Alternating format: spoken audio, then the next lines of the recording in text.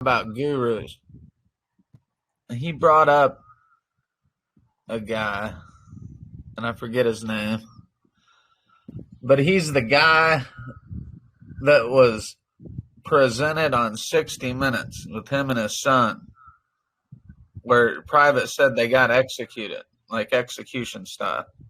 Yeah. Well, that guy was on videotape. He used to give seminars in white suits, looked like a damn idiot. Yeah. And he was on camera saying they're either going to have to kill me or I'm going to have to kill one of them at one of his seminars. And then they had video of him. He got pulled over and he got out of the car while his son ended up shooting one of the cops out of the car, and then they sped off, and then they both got shot execution style when they got caught up with. And I was like, well, either 60 Minutes had some pretty good CGI going, all that, if it was a banking hit, whatever, on that guy, or else he was an idiot, right? And so I was just surprised to hear him throw that guy's name out. I was like, wow. Oh, here he is. I want to hear him speak to that.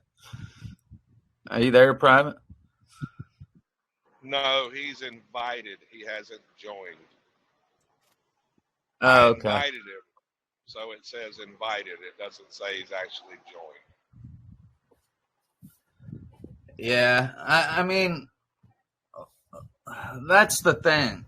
You know, I could be listening to you, Pastor, signed up for your class, and be greedy and go out there and get my ass in trouble because I don't know what the hell I'm doing yet, and easily turn around and say, "Oh, Pastor got me arrested," and get out there and start crying about it. And so I just want to say that everyone's responsible for what they do when they decide to go down this road. Then they're taking responsibility 100% for themselves. Yes. No matter who they're listening to, you know. Yeah. I just say that. And that's actually what I teach. I make sure people know this. And this is why I harp all the time on the principles. What are the actual rules? What are the principles that govern everything? Because why? When you know them, you will get to the point where you can articulate things quickly, because the judges will test you. But if you're doing somebody's template, somebody's process, and you don't know how to defend it, look, they scan this stuff in. It's called a public record. If I do a template for you, trust me, if 1,000 people has done it, they're probably pretty much going to know that you probably don't know what you're doing. And if they drag you into court and you start saying things, the judge is going to try you out and see, do you really know what you got here? And what happens more than not, like the David Straight followers, they end up going to jail because why? One, his process is wrong, and two, they don't know what they're doing, and David Straight ain't teaching them.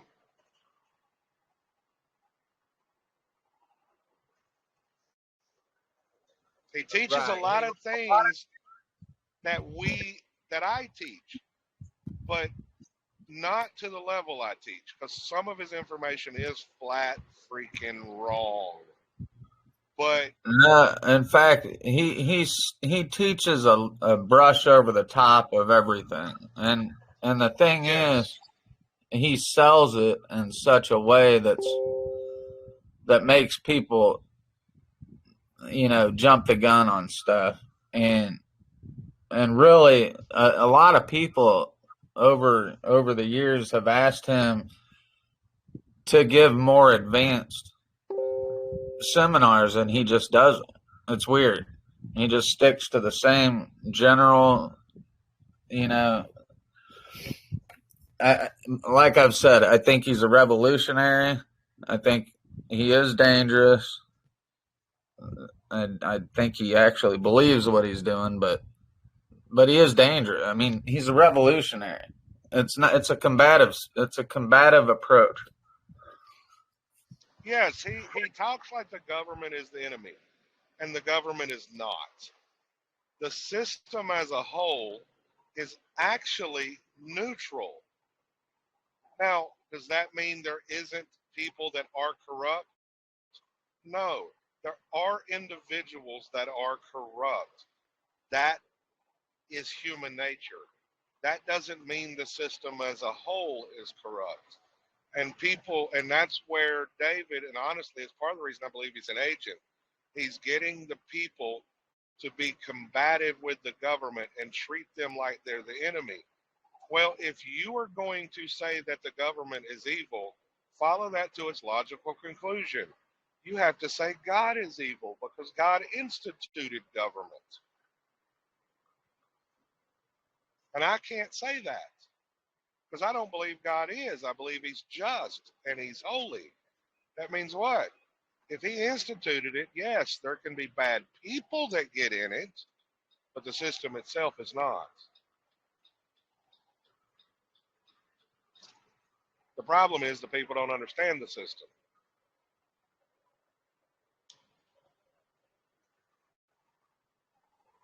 I kind of disagree with you there. I'll say it this way that I agree with you. I think there's a lot of good people in government, Yes, there is. I agree with and that. that's the issue. That's why processes like his don't jive, and people run into issues. I would say is more, but I would say this is the Babylon system. I think it's totally evil. I don't think it's totally evil. Because why? Even though Jesus said that Satan is the God of this world, that is true. Okay? The one thing Satan has to do is follow God's law. That's why you can't say it's evil. God instituted government for a specific purpose. One of those purposes was to punish the wicked. And look at most of society. They deny their very creator. Isn't that wickedness?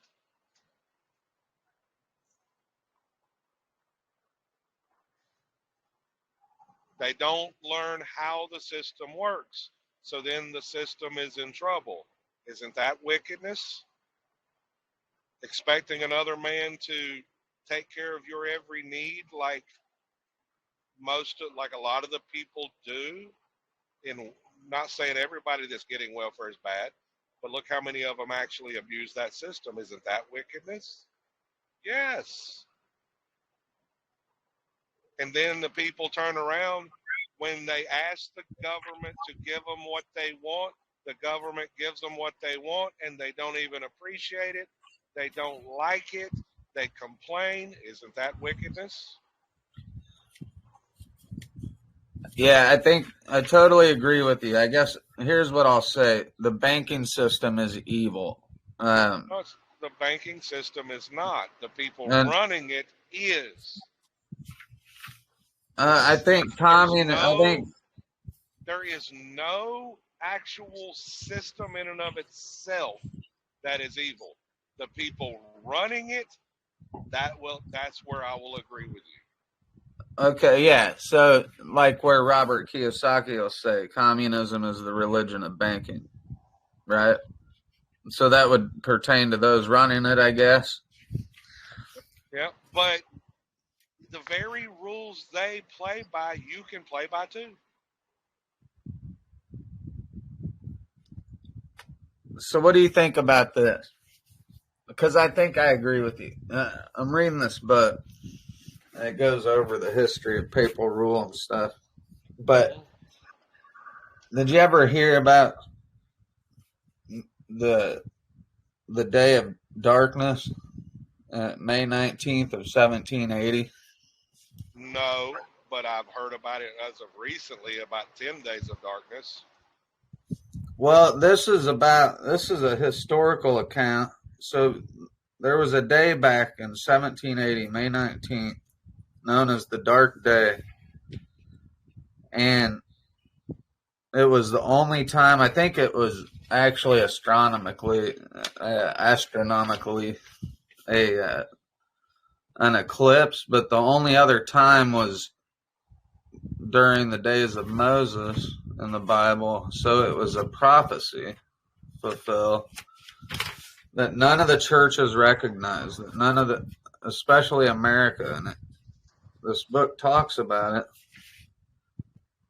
about how the papal rule came to an end that back in what is it? 80. And ever since then, well, and that's kind of where I'm at in the book, but I'm going to say where it's going. Ever since then, we've been under banking cabal rule. I don't think so. I think they're part of it. Go back and read John Locke's Two Treaties of Government. Have you read that? Well, our country survived a while through the War of 1812. No, go back and read the Two Treaties of Government by John Locke. No, I haven't read that. Okay, you will find out there's always been a merger of the corporations and the government. Always been. Ain't nothing changed. It still goes on. Because why? The rich, what do? They start businesses. And then they get aspirations to join politics and get into government. Then they get laws passed to make it easier for them to do what? Make money. It's always been that way. That doesn't mean that the system itself is evil. Yes. Well, it's a usury system. Right? To a degree, I will agree with that. But look, you're going to use someone else's property. So should you pay them for their property? I mean, I think that's a backdoor scapegoat on their part, but that's not public knowledge. I'm serious. If I loan you my property, should you pay me something for the use of it? Remember, there ain't nothing free. Now, how the usury is done, that can be discussed. Okay? You're going to pay for the use of the property one of two ways. In the Muslim countries, they pay a fee up front, and there's no interest on the loan. So, as in interest the way it is here. Does that mean there wasn't interest? No. They call it an upfront fee. So it's like, I loan you $100. Well, you give me an upfront fee of $10.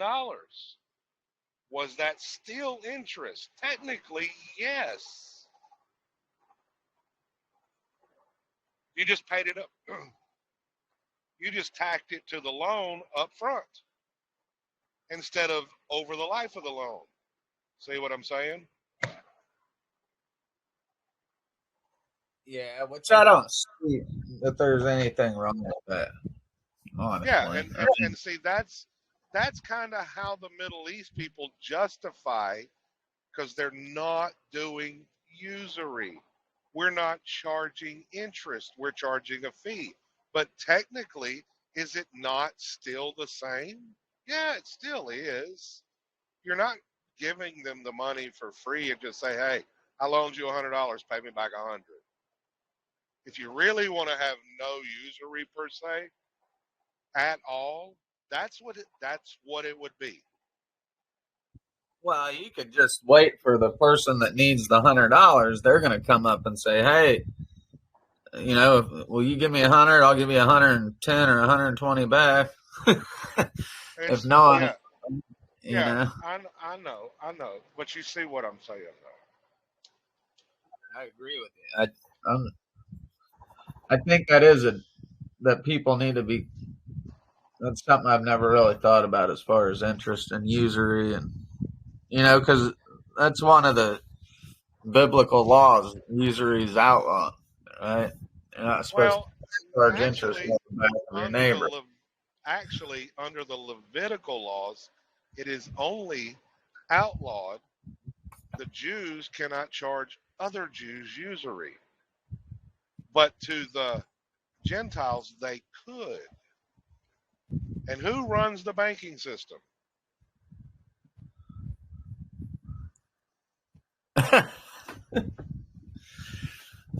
That's the problem. Is it?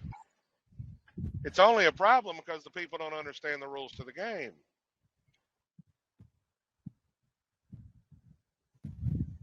Well, I think the fiat currency system's the problem, but No, I don't think it is, because why? Money is nothing but what two people agree to that has the agreed upon value. It doesn't matter if it's a seashell, because at one time they used seashells, purple seashells, if memory serves me correct. Mark used rice and settled a traffic ticket. See, money is whatever the two parties agree to. right now. But if everyone learned how money worked and You would started, never need to use a Federal Reserve note. well, then what would we use? Your own negotiable instruments. Yeah, that's true. Go back and read the congressional record, March 9th, 1933. They gave you a list of money, and they codified it under Title 18 U.S.C. 8, called Obligations of the So United States. Any promissory note that you would issue, any bill of exchange, any negotiable instrument of any kind, there are different processes on how it's to be done. The problem is the people don't know how to do it, and they don't understand it. When you go to Walmart, Right.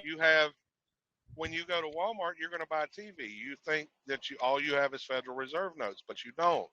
You have Federal Reserve notes, you have a debit card, you have a credit card, and you have a checkbook. Are they all Federal Reserve notes? No. There are 4 different types of legal tender.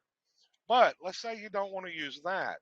And then you say, well, I want to go get a money order or a cashier's check, a bank check, right? Well, there's a different process. You go and say, hey, cashier, can you tell me the total price with this and tax? With tax, you take it up to customer service. They tell you the total, and you say, hey, I'll be back in a half hour to pick it up, and you go get a cashier's check or a money order. But let's say you don't want to do that process. Then you can still do a promissory note, bill of exchange, a payment bond, all this other stuff. You perfect your process, send it to the CFO, and say, hey, sir, minus your fees, put the balance on a Walmart gift card for me to handle my necessaries. They're all legal tender, but different processes. And they're all governed by the banking laws. What was you going to say, Daly? Or Daisy? That's okay. No, I was gonna say, I remember when I first started realizing that we were able to use the system the same way that they can, and then I don't know about anybody else, but for me, it was like this big light bulb went on in my head, and I was like, there actually isn't a government. It's like a bunch of corporations and just whoever has the most money going into this puppet show that they're putting on TV. Like there's no government, it's all corporations. And we have access to maneuver in that same world, but they just don't tell us. So because we never go and look, it's like all the information is there. It's just not promoted to the general public. And Mm-hmm. it was so liberating. Like, I still don't know how to use it yet the proper way, but I know it. And like, I did my utilities. I sent what you call it, a notice of intent, and then I had already W4'd it, and then I sent a notice of intent, and after the notice of intent, I sent another notice with the copy of the notice of intent to the IRS, and my utilities are taken care of, and I'm like, oh my God, we, we can do this, and it's not illegal, and it's not scary like they try to make us think it is. Well, a lot of people, for example, the system knows there's groups like this out there. You send in a coupon method or some negotiable instrument or some process to do this, right? They know these groups are out there. The number one thing you're going to see is they'll keep your note. And Yep. all they did was you gave them free money. Because if they don't return it, that means they kept it. It's agreed upon. They know that you don't know what you're doing and you have no intention of ever taking them to court. You don't know how to secure your rights on the note. You don't know how to properly mail things to where you can prove the stuff you need to prove in court. You don't know how to do the administrative process, all of this stuff, right? And that's really what it boils down to.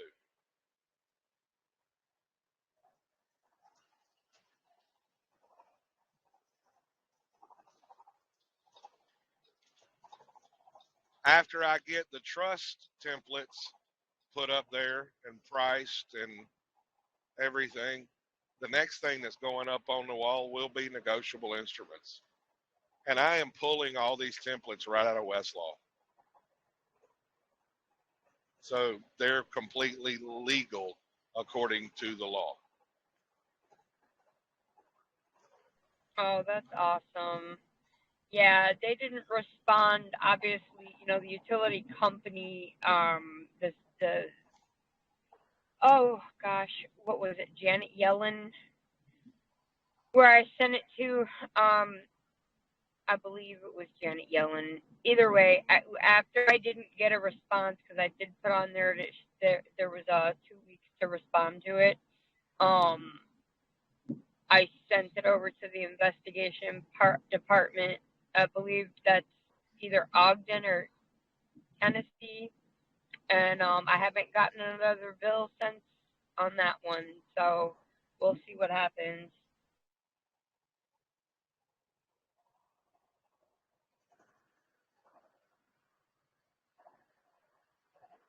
Because yeah, I tried a different process a while back, and they were honoring it for about 5 or 6 months, and then they started sending me presentments again. So I was like, well, let me try a different process.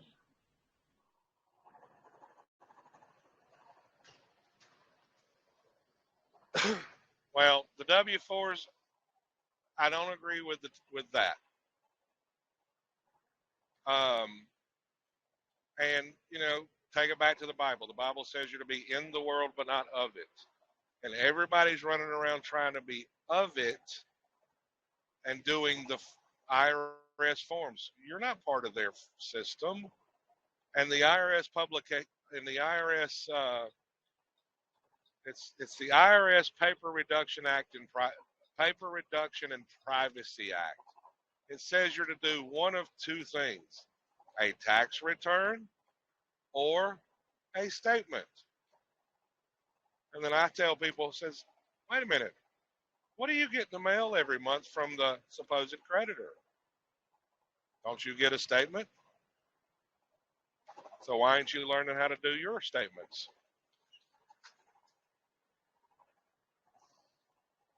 Now, see, when you say it like that, it makes sense in my head because of all the information I've been exposed to. But like for me to create that thought on my own, I'm not there yet. So I'm not even sure. I have heard plenty of arguments on the other side of why W4s are great. But so what is it with the W4 process that's Hey, got you like, Holly, she posted in Floyd's group one day because I challenged her. I pissed her off royally. I challenged her. She said, I got 14 million credits. I said, really? Then why are you driving a truck? So she went and logged into her account and put screenshots up in Floyd's group.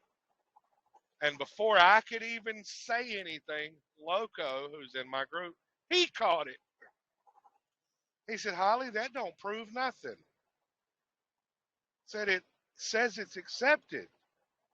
It's not approved and not sent. And you haven't got squat.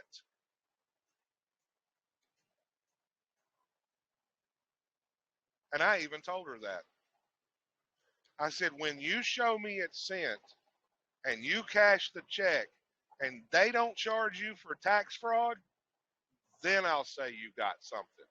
Because even Private Nobody says this. I've seen it done to too many people. It happens a lot with the 1099 OID. People use their forms. They do the process. IRS will send you a check. Then they cash the check. And then within 3 years, the IRS charges them with tax fraud. oh yeah, because they got 3 years to correct it, or the limitations, the statute of limitations. Yeah, and then they'll wait until the very end. Oh man. Plus, on top of that, if you didn't create that trust and you're not the trustee and you're not the beneficiary, what are you?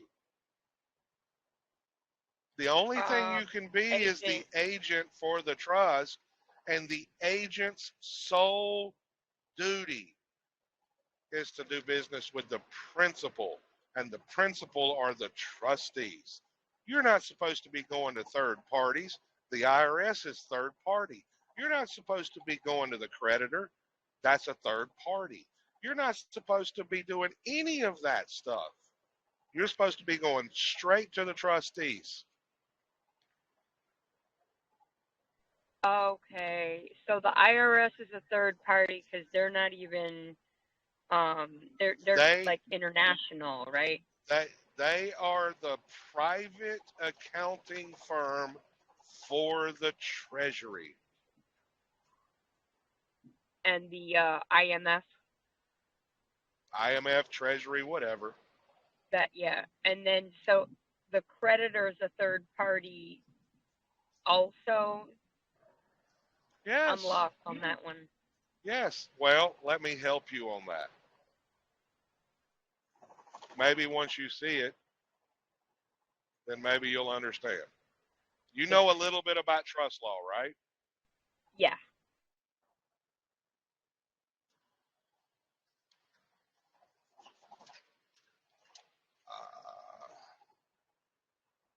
SSA. There's your trustees. So if that's trustees, This is where I got the name for who I sent my utility bill to, Janet Yellen.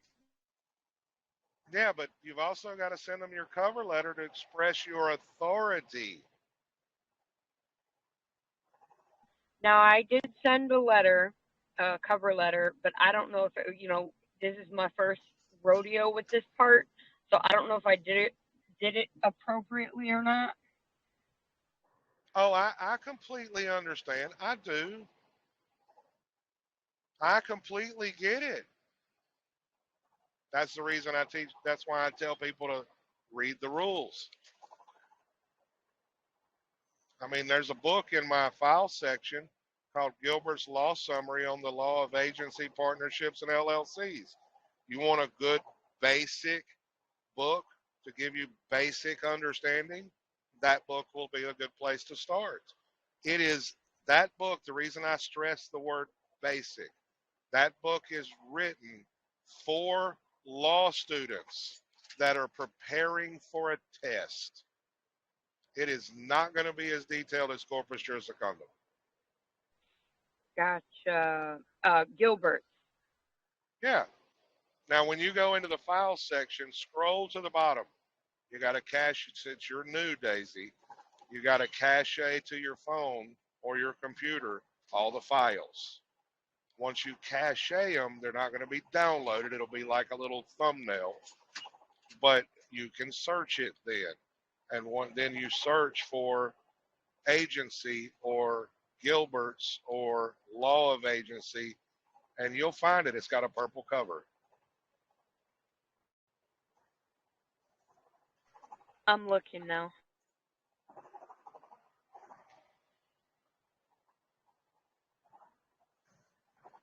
Right now, me and Mark, a buddy of mine, Mark, I'm helping him do his letter.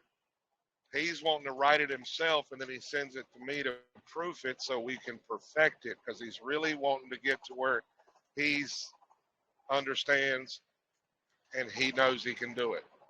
I did his first two letters. He paid me for my time to do it. And when he realized after he saw the letters I wrote to him, he said, is it really that simple? I said, yes, it really is. You don't have to write a book. Gilbert's Law Summaries, yellow and yellow stripe cover. Nope, purple. There's two of them that are purplish.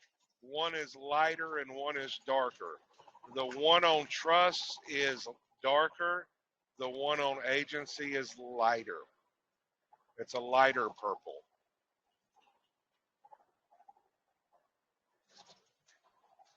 There's one It's different like from the agency, partnership, and LLCs. Yep. And by the way, if you want to learn a little bit about the banking system, go get Gilbert's Law Summary on Commercial Paper and Payment Law. That's up there too. I found it. Thank you. You are welcome. See, this is what I'm telling you. You want to be part of the classes? Pay the membership. If you don't, I still make it so you can learn.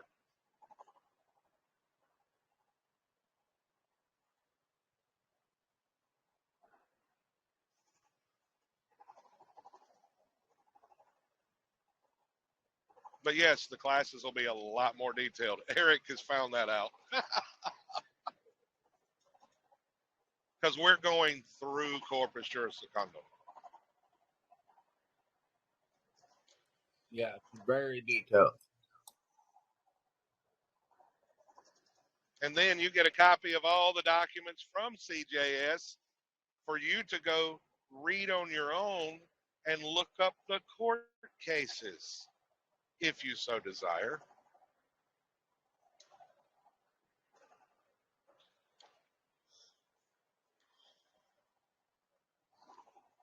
Right So, now, you probably. Oh, no, go ahead. Go ahead. right now, I think I'm going to talk to my helper, Hannah, and see about giving her the documents so she can start working on the website to put them up there as soon as I figure out exactly in what format I'm going to be doing it. So that way I got to do some research. I got to figure out how I'm going to do it, because it's going to be difficult for you to watch the video on the website and see the documents. I got to figure out how I'm going to do that. I ain't got that figured out yet. The only way I know to do it is you open up two browsers and set them side by side.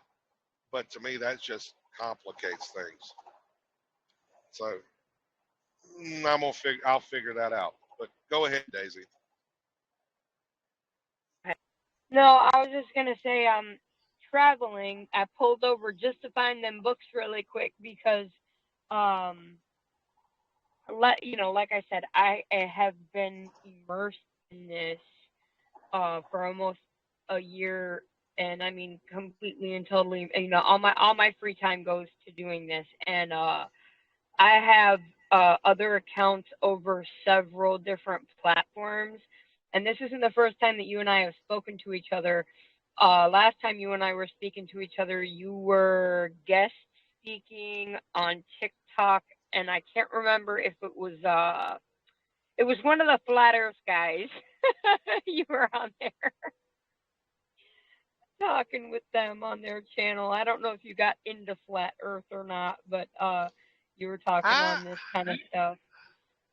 I have looked at flat Earth, and here's my problem with it. Does it matter? No.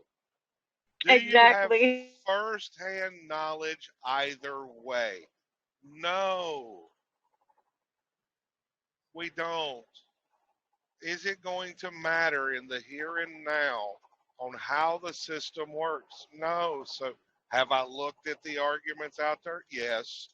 Do they have some very strong and compelling arguments? Absolutely. Do I believe in ETs from other dimensions? Yes. Do I think it's possible the concentric ring model I've seen some people put out? I think that's very possible. Because where are those other entities living?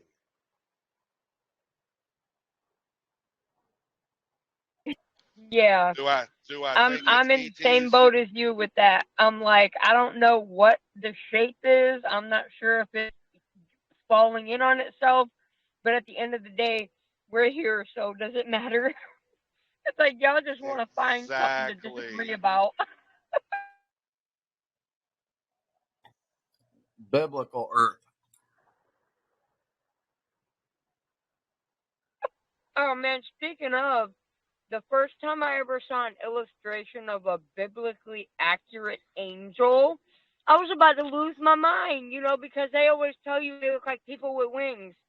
And then you see them crazy images of a Yeah. biblically accurate angel and then go back and read what it says, and it's like, oh my God, that's exactly what it says.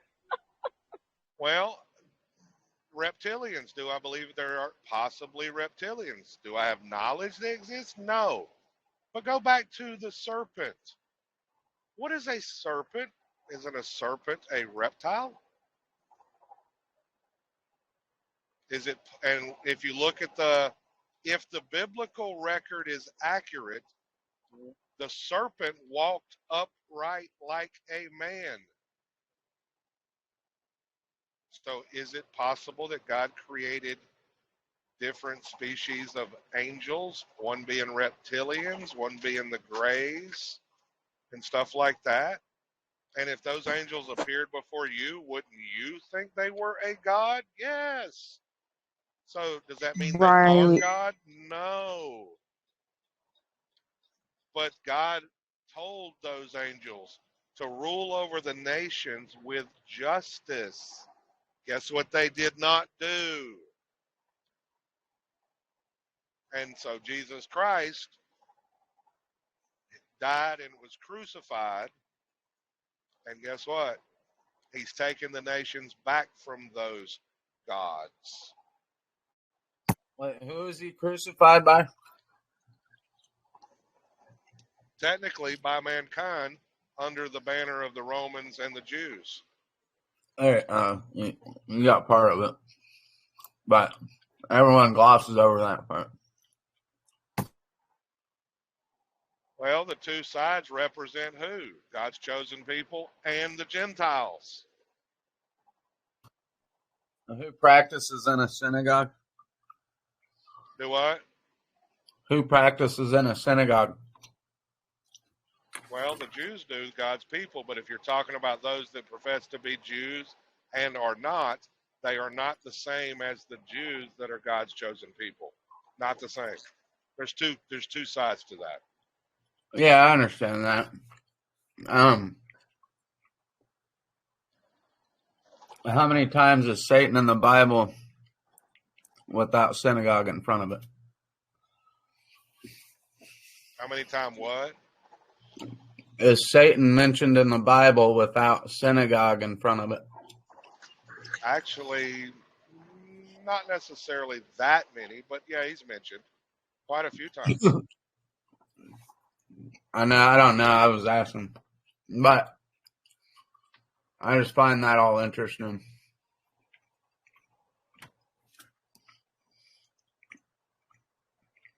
We're just programmed to. The word Satan comes up 49 times, and very few of them have the word synagogue. I think it's only 3 times with synagogue, actually. Yeah. See, Satan, I mean, go look at the courts. Ask them, do you believe in Lady Justice? They'll tell you yes. Well, who is Lady Justice? That comes from the Roman god Justitia. That's one of the angels. So when they say, how do you plead? What are they asking you? How do you pray? So if you go into their court as a follower in Christ and then turn around and pray to their God, what does that make you? A heathen.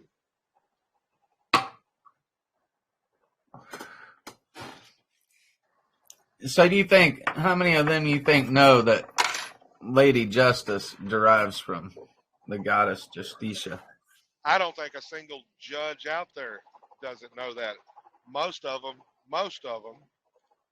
I would say most of them do know. Most of them are Masons. And to be a Mason, all you have to do is believe in a higher power. They don't tell you which higher power. That's why there's different divisions to Masonry. And to get into any other secret society, all you have to do is make third degree Mason. Third degree is called a Master Mason. Everything after that is basically just doing your duties.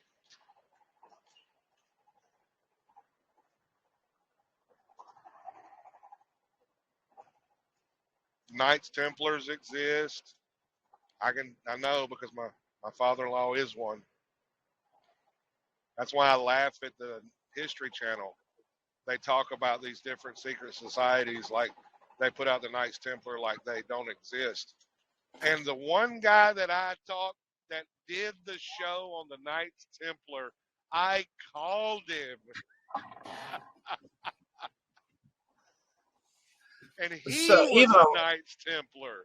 Of all people, the one doing the show on the History Channel was a Knights Templar. But even a lot of those Masons don't even really know what they're a part of. They just think it's all a bunch of hocus pocus and that they're part of a group. Right? No, yeah. They know what they're part of. To what degree do they know is the question. There are some good people in every system, just like there are bad people in every system. My brother Shane, I call him a brother, I call him a friend. He's in this group. He goes by Private Citizen. He is a Mason. He's a good guy. And if you talk about Masonic as an evil organization, he'll take offense to that because he sees himself as the opposite of that. He sees it as a decent organization for where he is at. But he will not deny there are also bad people in it.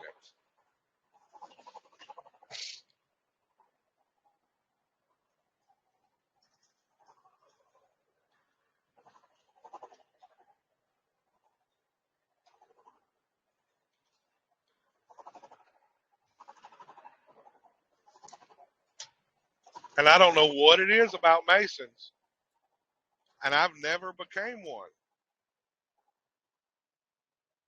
But I've had people that are Masons that's shown me things that they don't normally show out in the public. I mean, I've got books in here that I'm not even supposed to have.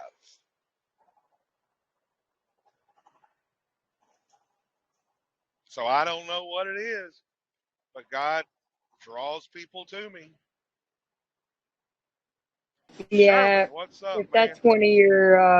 that's one of your spiritual giftings is to be like a record keeper and to piece together the broken histories, then you'll find yourself in that kind of position. I know somebody else who's kind of like that, except everything that she gets for some reason is like a PDF or a photo. Yeah, I've actually had people that are Masons that have told me, for somebody that's not a Mason, you have some extraordinary knowledge. And I said, yeah, I read a lot.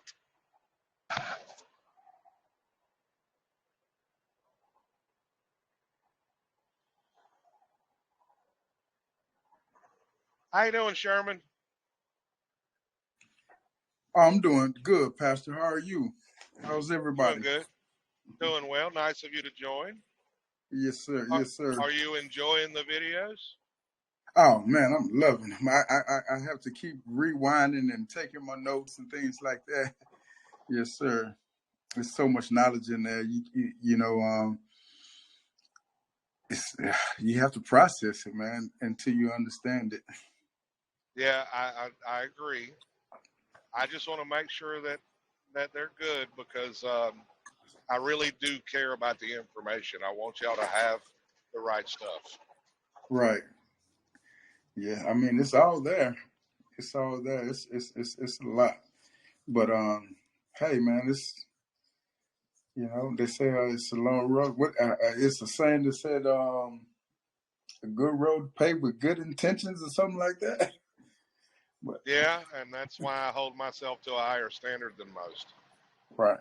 I don't just run with information myself. You know, the Bible Hmm. says surround yourself with a wise counsel. And Right. so I actually talk to people that I respect Hmm. and tell them things I'm thinking. And yeah, sometimes we butt heads. Right. But I always tell them, prove me wrong. I said, if you can bring the evidence to prove me wrong, good. I want that. Hmm. Yeah, I mean, because um, we all searching on this path, man. And the more information that can be brung and utilized together, hey, man, it'll be better for the betterment of the people. Well, I kind of look at it the same way in the Bible. The Bible says there's one path to heaven. That's through Jesus Christ, Hmm. right? Yes. Well, I think the system is the same way. There's one path to do things right. We tell you what it is. Now, off of that path, you have options on how to work, but they still start with the fundamental basic principles. Right. Hmm. Right. Uh, what do you have you ever had a discussion with it's a guy called Boris?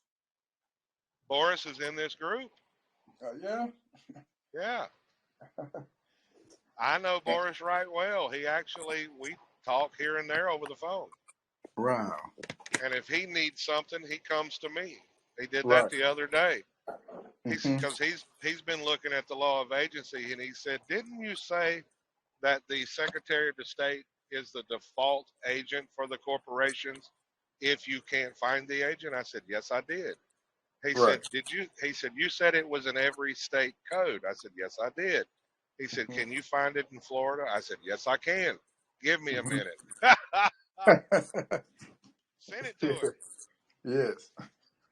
because That's he that's made a valid point, and I mhm. haven't. And it was right in front of me, and I didn't quite articulate it. Right. He says, "Look, under the principle of like to like, how a corporation can only do business with another corporation, a man in a corporation can't, right?" Right. Right. He says, "We probably should be sending our communications to the registered agent." I said, "You know, Boris, I didn't even think of that, but you're probably right." That's why Blue asked earlier, I think it was Blue, said, should we also send it to the Secretary of State? I said, I don't think it'll hurt. Right. But I would say also do some research and see if you can find who the agent is. Because a lot of these government agencies, when you find their business documents, they have a registered agent. Right. Everyone has to have one, right? Yeah. I mean, in the Secretary of State, the head judiciary also, correct? Well, no, the judiciary is different. Remember, I have that court case in here, Federal Radio Commission versus GE. The Article 3, which is the judiciary, has no jurisdiction at all, not even to review the cases under the legislative courts and the administrative courts, Article 1 and Article 2. Remember, they told us there's separation of powers, right? Right. So the judiciary cannot trespass on the legislature's powers or the president's powers, and every branch has their own courts.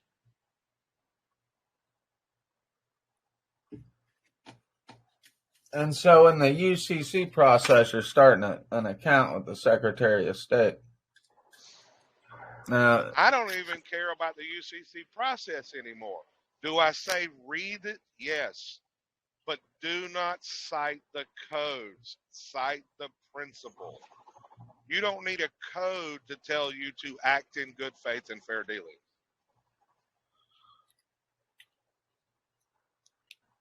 well, I meant the secure party creditor process. Isn't that starting an account with the Secretary of State? No, it's not. And honestly, you can't do the UCC on the name if you didn't do an administrative process to secure that, to prove there is something owed where you can put a lien. I got a letter from the IRS calling it frivolous. Did they come right out and say that the UCC filing itself was frivolous? No, they didn't even mention it. I had to go figure out what they was talking about. They said your filing on that respective date or your communication, whatever they said. I'd have to go find the freaking letter. I've got it somewhere. They said it was frivolous and has no effect or something, right? And I said, what did I send them? That's what I was thinking. They put the date on there on what the date of the filing was, right? I said, what the hell? I didn't send them no letter that year. I didn't send them anything. And it took me about 3 days. I was going through my documents and everything. And then all of a sudden I realized it. It's the same freaking day I did the UCC1 filing over the name. That's why I'm saying I've got all this evidence of them saying, look, it's not yours, you can't do this stuff, blah, blah, blah.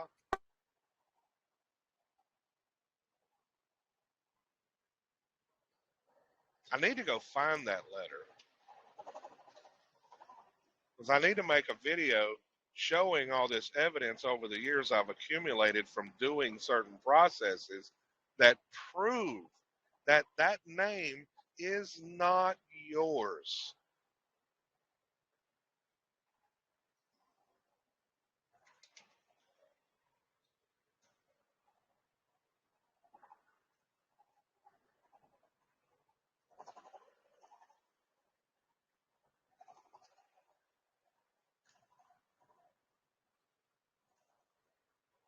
I got a letter from the freaking Treasury, from the Inspector General's office, and from Congress, from my congressman. Same letter from both.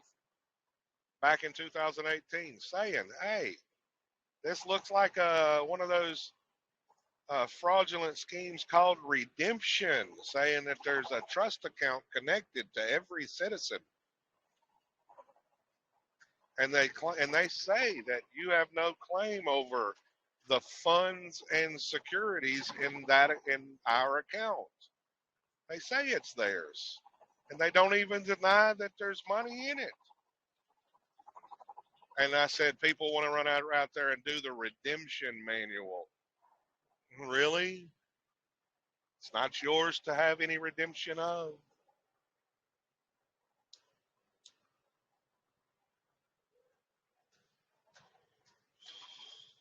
So I want to. So does the general agent? Would he have to report to the registered agent if there is one? You are the registered agent. That's how you got the office of general agent. And then what's Boris talking about? Why does he give a shit if the Secretary of State's an agent? When you send your communications as the agent to the principal, see what I'm saying? When he did the hospital bill and he attached the certificates to it, 2 certificates, the county certificate and the certificate of live birth, he sent all that packet that he put together, and I've got copies of it. He sent it to the registered agent of the hospital. What if there is no registered agent? Then you would send it to the Secretary of State, and the Secretary of State would contact the hospital. See what I'm saying? Yeah. Well, I thought we were supposed to send it up to the trustee. You're mixing things, Eric. You're saying, oh, send it to the Secretary of State, like one agent's communicating to the other agent, right? Well, yeah, that's what you're making it sound like. Yeah. All I said was, hey, it doesn't hurt. I didn't say yes, because remember, he asked, does it hurt to send it to the Secretary of State? I said, no.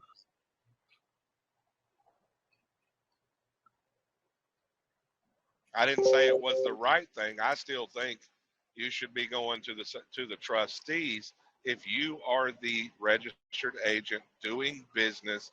The only thing I can see is you are the registered agent for the office that's doing business in the state. Is there another agent? Oh, yeah, the rules in law of agency says there can be more than one agent.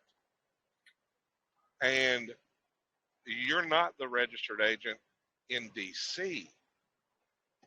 So that would be the only way I could see it work. You see what I'm saying? Yeah. I think I've seen what he sent to the hospital because he has it on his website, doesn't he? But how'd that and work? guess what? They zeroed out the account. Not only did they zero out the account, Mark duplicated the process for himself, and it got zeroed out for Mark. He did the exact same thing.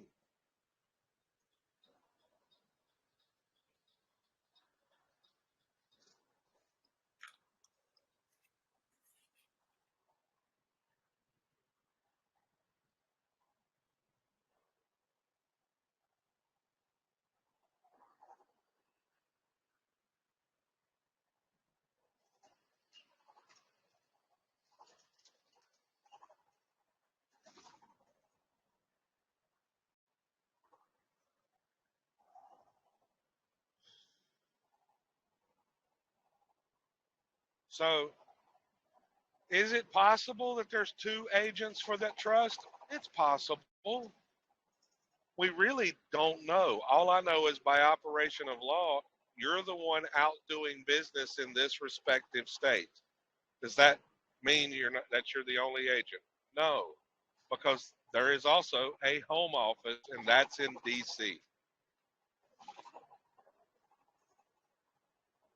That's who owns it, right?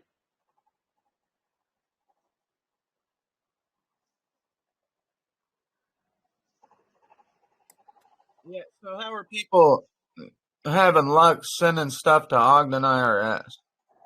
Do what? If we shouldn't be dealing with the IRS, what are all these these people saying they got stuff paid by sending it to Ogden, but pay to the order of the Treasury. Like, That's typically the IRS bill they're doing that with. A friend of Mark's actually sent him a bill for taxes, and he said, it's really just look at the coupon. They tell you how to fill it out. And sure enough, there's a paragraph on the payment coupon the IRS sends you, and this one guy did it this way. It says on it, please make your payment payable to the United States Treasury. So he flips it over on the back, writes payable to the United States Treasury. And then it says in the same paragraph, write the name of the taxpayer and the Social Security number or identifying number. He flips it over on the back, writes underneath the first sentence, the payable to the United States Treasury. He writes underneath it the all caps name and the social. Sends it right back to the IRS. They send him back a letter that says, thank you for your payment. We will be processing this. If you don't hear anything from us within 90 days, then no further action is needed. They sent them back their coupon.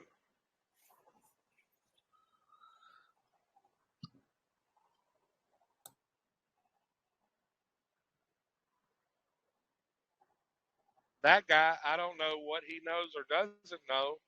He may not even know about law of agency. He just said, look, it's a process. I know the rules. He did it.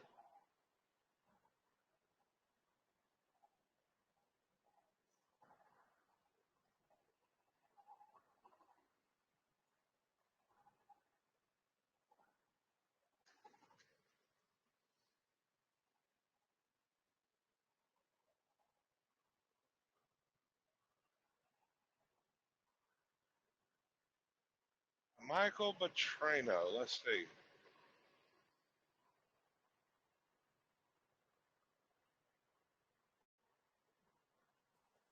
hey, Pastor, I was going to ask you. So, when I signed up for a consultation, is it one? Am I signing up on Pacific time? Because I thought I signed up at 1, but it's at 2 my time, I guess. I got it set up to where it gives me notices on Eastern time, no matter what your time zone is. Okay, yeah, that's why. Or yeah, that's what I meant, Eastern time. All right, well, it works either way. Just go through the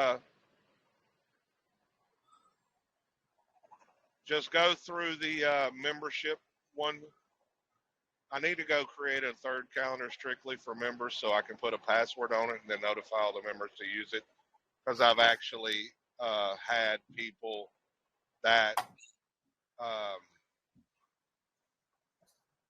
tried to use it to book it, and I said, I email them and say, well, I don't know your email. What email did you sign up as a member on?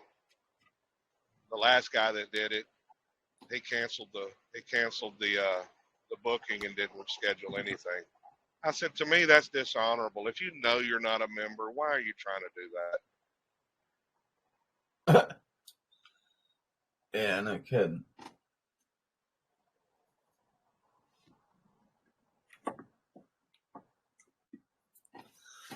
All right, well, I got to jump off. I got to get up in the morning. Peace out, everyone. Have a good day, Eric. See Yeah. Now, right now, Eric, by the way, I'm running late nights. Schedule it for an evening time if you can, like after your work hours. Because, like, if I happen to run all night tonight, it is now 1 o'clock. If I happen to run till in the morning because I got 7 more hours of drive time, then I won't be up till sometime in the afternoon, like 3 to 5. The deal I was on was the latest time was 2 p.m. or something. Then go to the other one, the after hours one. There's a members link there too. Okay. Yeah. Yeah. Okay. I might cancel it and reschedule it. If you've already booked it under the members, then I'll then I'll have to go look in my emails to see if it's even there. When did you schedule it for what day? Not till Friday. Oh, Yeah. next Friday? Yeah. Then don't worry about it. Leave it alone. By then, Okay. I'll be back on my normal schedule, and I'll get a Maybe. notice the day of. Okay. All right. Cool. I'll talk to you before then. Okay. All right. Night, everyone. Talk to you later, Eric.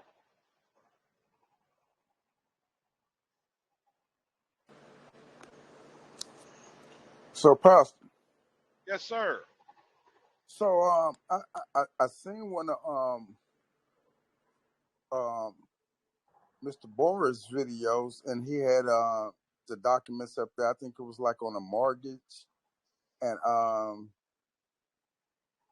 he was saying like if you take that contract, take those that contract, and put accepted for honor on front of all of the first pages, on all of the front of the pages, and then by every signature where we sign up, how we sign our signatures and stuff on the documents. He said by the signatures put all offers are accepted pursuant to TWEA section 7E 8A 40 stat 411 without recourse. That goes right there by our signature. And he says turn it over on the back, all the contracts over on the back, and put pay to the order of the United States of America without recourse on each one of those, on the back side of each one of those. He said send one to the lender to put them on notice, and then send a copy to the treasury, and of course keep a copy for ourselves, and that should take care of any one of those debt, whether it's a car loan, finance, refinancing, mortgage, student loans, anything.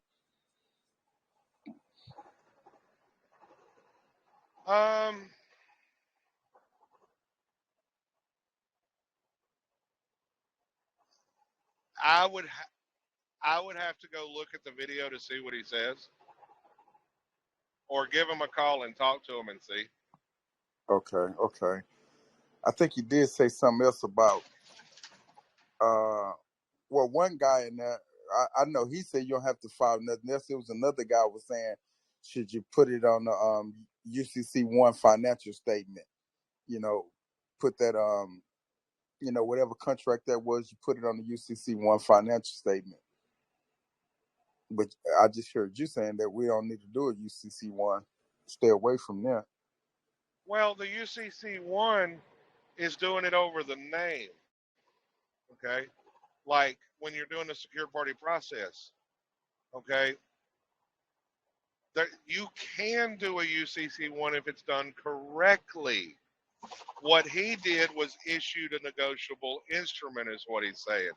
He's issuing a negotiable instrument, is almost what it sounds like. Like I said, I will have to watch it. I'll have to see the video, so you're gonna have to send me that video. Okay, I will. That way, I can see what he's talking about. Okay, and how you want me to send it to you? You can text it to me if you want. You got my number. Okay, yeah, I can do that right now.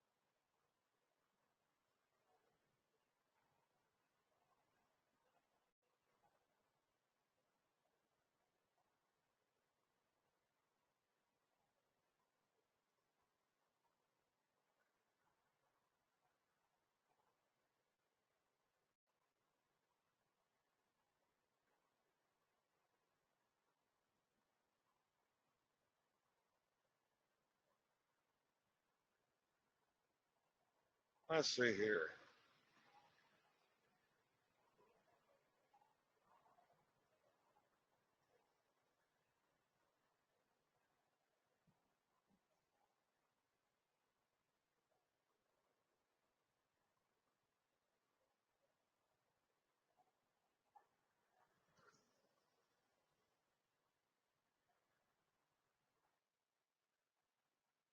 Okay, I just got it.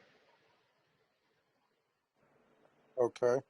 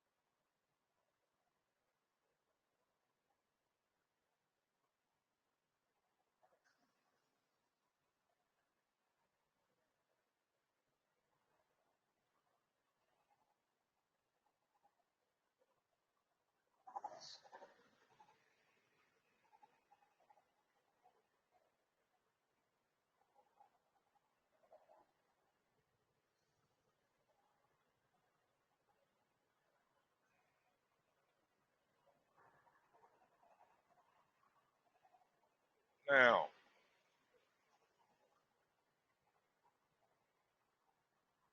so let's see. I did not get a message from Michael Petrino. If I did, I don't know where it's at.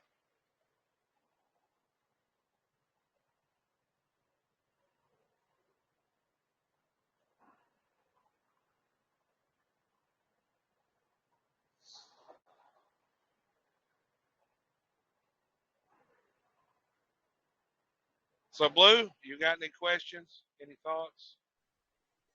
Um, uh, no, I don't think right now. Just a lot of research, a lot of writing down, a lot of digesting. Yeah, it definitely does do that. Yeah, a lot of headaches.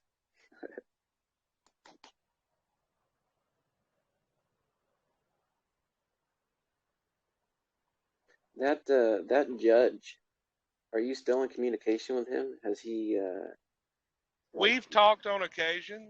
We don't talk often, but yeah, I still got his number. okay. I didn't know if he was getting any progress with what he was doing. Um, right now, he's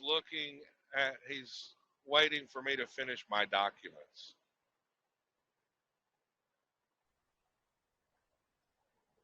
Okay. He's following what I'm doing. He's waiting for me to finish all my stuff on the probate court, so that way we can go from there.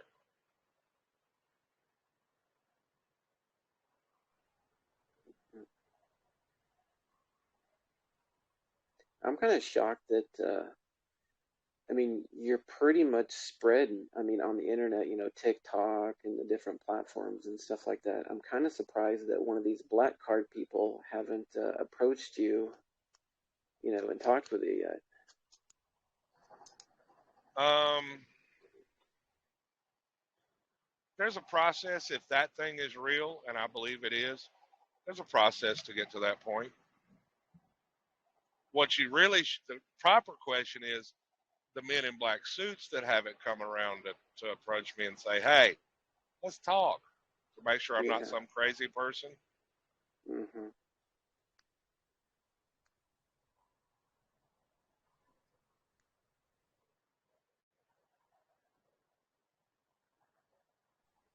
Now, did he resign as agent or no? No, he has not. Okay. I don't agree with doing it that way because why? I think you're waiving all your rights and interest in the estate. You Yeah. do have rights and interest. You've been using it all this time. Mm-hmm. What method is he taking? Kind of your method? Similar, yeah. He says it's a Okay. usufruct. Render unto Caesar that which is Caesar's. Give it back. Mm-hmm. So he's kind of gonna go to like the probate way to conservator. Well, I don't know if he's going to probate court or not, but he is definitely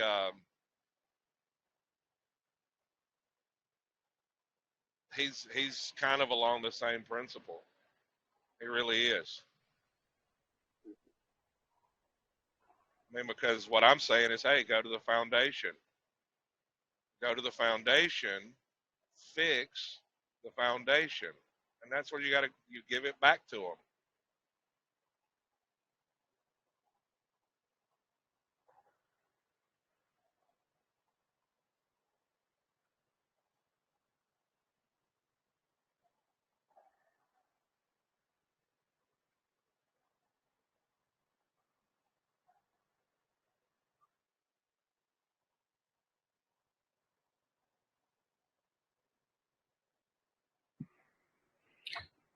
So, do we want to give it back to him, or do we want to control it? I mean, learn how to control it, I should say. Well, does the elite live by the philosophy of what? Own Only a nothing, thing. control everything. That's right. So let them have it.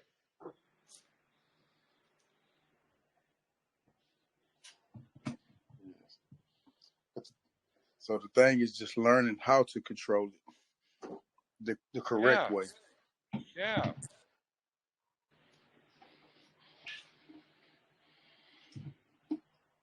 Yeah, I get it.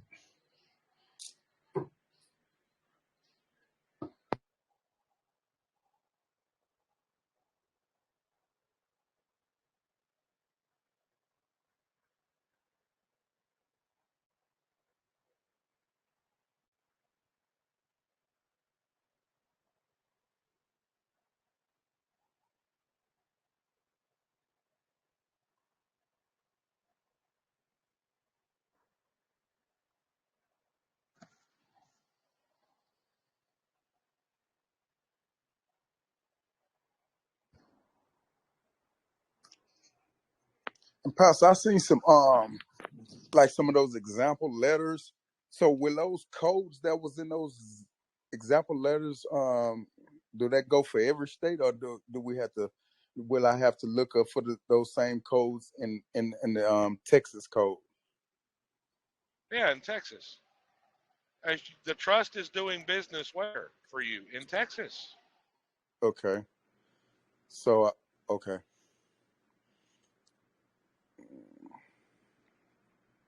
Man, this we have to become almost like attorneys, huh? Lawyers up. No, not really.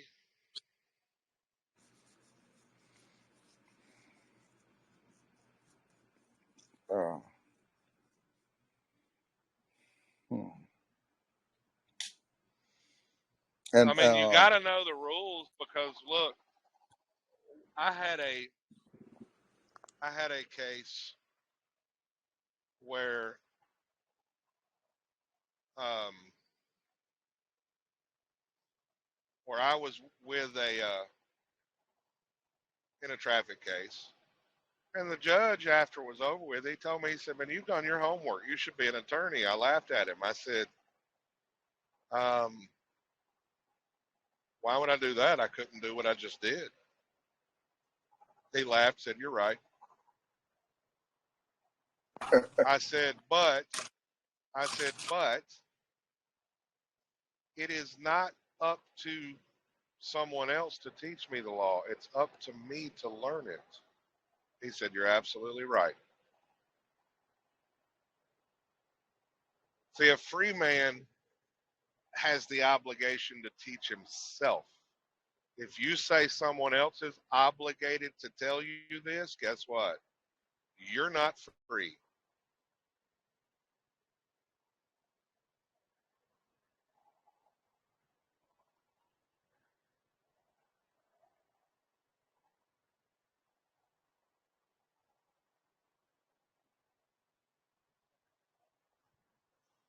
And me personally, I kind of like having my freedom. But if we're honest about it, none of us want true 100% freedom.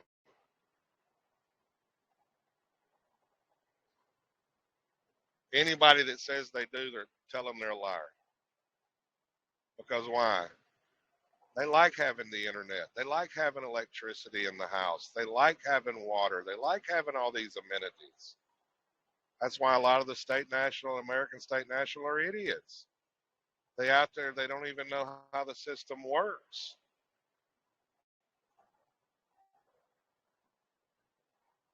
I mean, think about it. You want true freedom? Go get you an allodial title over a plot of land. Grow you some sheep so you can make your own clothes. Get you some cattle. Grow you some gardens so you can feed yourself. Go dig your own well. Don't worry about the internet. Nobody wants that. I'll tell you that now. Now I will say we're coming into a time of the mark of the beast, and you may be forced into that. Right. That's It's why. coming. That's also why you need to have your own community. That's one of the things I'm trying to get people to realize, because in your own community, you have the power that the people in your community, if you're teaching them, guess what? Create your own community trust. Bring all the people together. And then start making things in your own community for yourself privately. That I absolutely agree. That's one reason I started my church.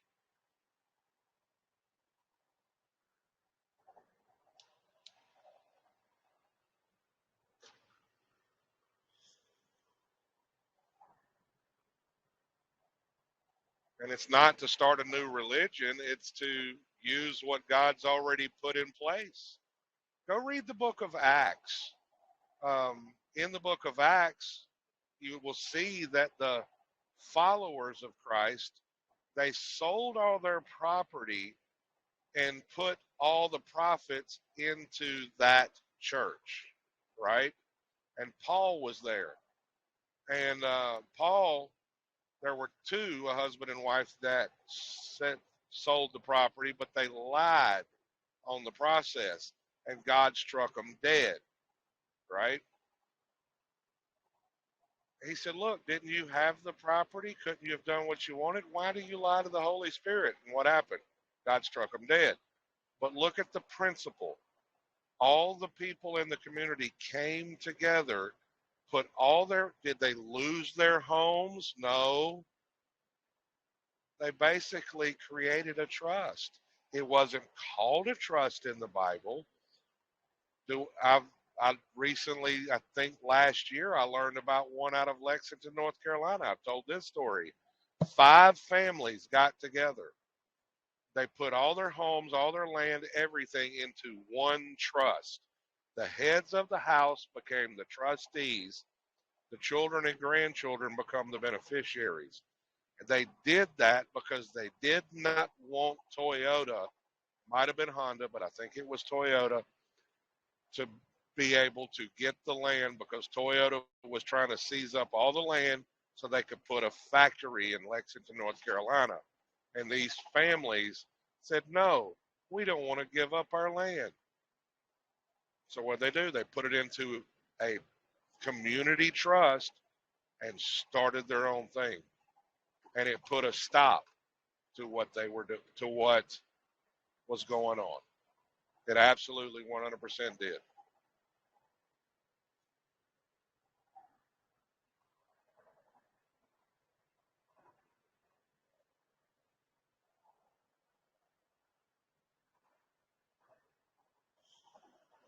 And I firmly believe there's going to be those communities out there that get started, and what's going to happen? They're going to be marked by God and protected by God during the Great Tribulation. It even says that in the Bible.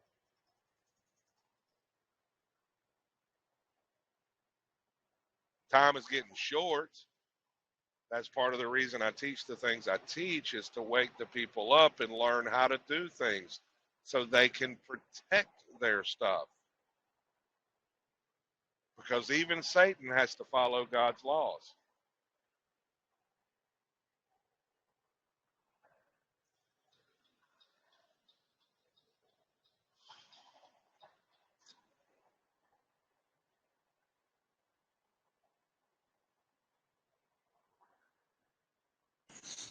So why do you think the Pope, and the Vatican and all these, how can they be representatives of God and they created all this mess? Well, or allowed it to happen. Well, just because you claim to be Christian and you put on this cloak of Christian, does that make you a Christian? No, it doesn't. There's your answer.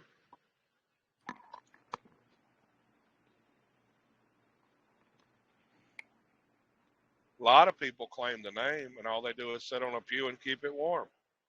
Do they live the life? Do they actually try to help their community? Do they try to help the people do what their ministry is called? A lot of people, some people do. A lot of people don't.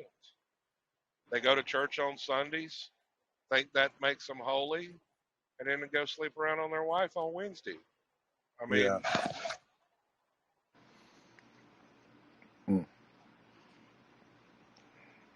There's going to be a lot of people when Christ returns that are going to say, but hey, didn't we do this in your name and that in your name? And what's Jesus going to say? I never knew you. And that's actually a scary thought. Right? I kind of look at the same way as Lazarus did in the parable of Lazarus and the rich man. What did Lazarus do? Lazarus prayed and said, God, in that day, please don't forget me. That's it.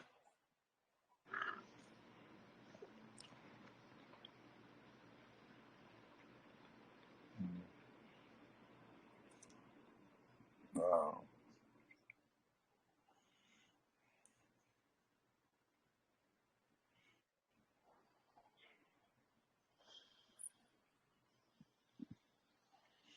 Is it any possibility that, say, you and Boris and I think it was another good guy in there named Matt can come together? Oh, we've done it before. Yes. If I start my lives in the mornings, Boris has been known to jump into the lives. Right. Yeah. That'd be awesome to catch. But Boris has his own group, and other people have their own groups, and hey, they're in this group. Boris actually posts things and where people can ask him questions, stuff like that. Right. I even told Boris, I said, by the way, Boris, you're an admin in here. If you want to start a live, you can. He said, oh, I am? I said, yeah. Well, thank you. I didn't know that. Yeah. Yes. That's good.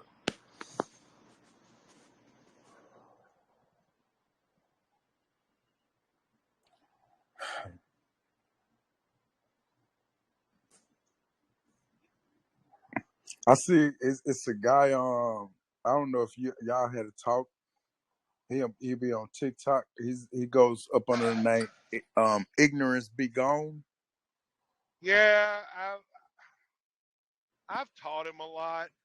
I've actually, he's in this group, but he doesn't come here a lot. Right. Because he is so stuck on Path to Freedoms, but right, and that woman's freaking crazy. Man, she. I ain't gonna even. She blocked me. She blocked me on TikTok, and all I did was ask her one question on her video. Yeah, because I don't remember what it was that I asked, but I asked her just one question on one of her videos. She didn't even respond. She blocked me. And then when I confronted her on another guy's channel, with my alternate account. She Uh-huh. got mad. I didn't block you. It's TikTok doing anything. I said, well, my main account, I can't see you. Yeah, I know a couple of people she has She's done scammed some like people that. wrong. I will tell you that. Yeah, I know it. I know it, man. She I had paid for one of those classes, and yeah, I just don't I unfollowed her, and I just said, hey, I see she's just trying to make money, you know, because that's all it's about with her. With a lot of the $2,000 for a look, class. with a lot of the gurus, that's what it is. That's what it is, and you still don't get no remedy. Shoot, you pay me $2,000, I'm gonna be parking my truck for a couple of days, and we're gonna sit down and hold personal class. Right, right. $2,000, and they just paying for something that she posts up in the video. The Trading with the Enemy Act, the Bankers Manual, the Board of Governors, and okay, and then expound $2,000, man. You need to walk me through it, everything that I need to do, but nah, I yeah, couldn't do it for $2,000, but $2,000, you're bare minimum you're gonna get 16 hours of my time, right, and that's gonna be personal, one-on-one time. That's yeah, what I'm saying, because that's I mean, if I'm doing paperwork, I charge 125 an hour because I have to park my truck and do paperwork. right, Um, and you're going to be 8 hours a day or whatever you can handle. You know right. what I'm saying? 8 hours a day for 2 straight days. You're going to freaking be on Zoom. We're going to walk through everything, and I'm going to show you where I'm getting it from. But that's how I roll. I mean, you are going to get your money's worth. Man, It ain't I going to be paid a nothing. lot of people pay $2,000 for a video. It wasn't Yeah, even and her. She wasn't that even is on that freaking live stupid. for a video. People was expecting it to be a live class. It was a recorded video, and now the video up on the Path to Freedom YouTube for free. The Yeah, whole video, that same whole video, is on YouTube for free now. Wow. I've seen some of these gurus charge up to $10,000 for a process. Yes. Well, you know Destined Society, right? Oh no, I never heard of that one. He's on a TikTok. He talks about consumer credit law, right? Uh-huh. I feel kind of used by him. Why? Not that I care. I mean, he's got to answer for himself. But he used to be in this group, and he would tell people, the only group I'm in is pastor's group. And we had great conversations. That's not the Brian guy, right? His name Brian? No, Okay. Russ, black Okay. guy with dreads. And Oh no. he actually, he blocked me too one day. And I'm like, I texted him, why'd you block me? What'd I do? And then I went through my alternate account, found his account, and he's up there talking about, not about me that I've seen, but he said, oh yeah, you want to make $10,000 real quick? Charge $1,000 for a class to 10 people and then run off and not do anything. And then turn around and said, I wouldn't personally do that. Well, the fact that you said that kind of bothers me. You know what I'm saying? Right.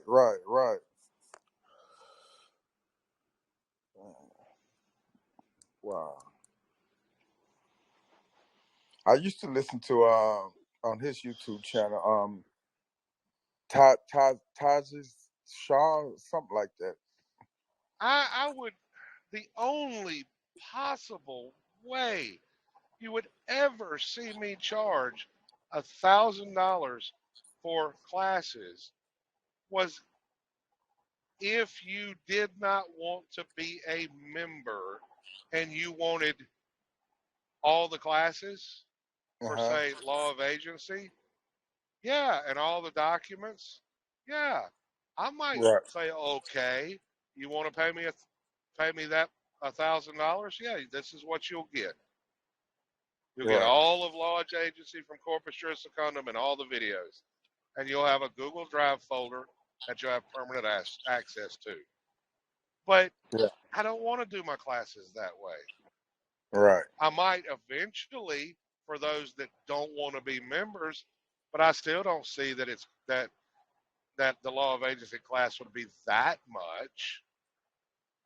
Right. But it would be the entire class even if it no matter what the price was. Right. You know what I'm saying? Mm-hmm. That'd be the only way.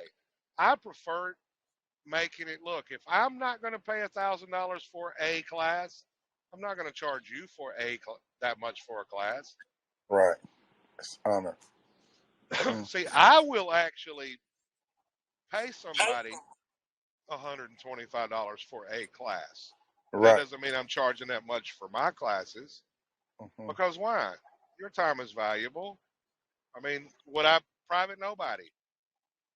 I would probably, pay him for one of his classes if it's a reasonable price like that because I respect him.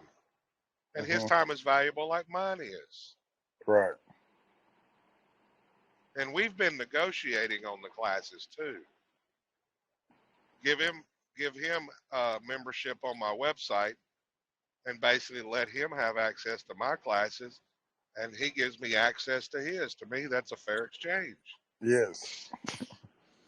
Mm-hmm. So what exactly is Corpus Juris?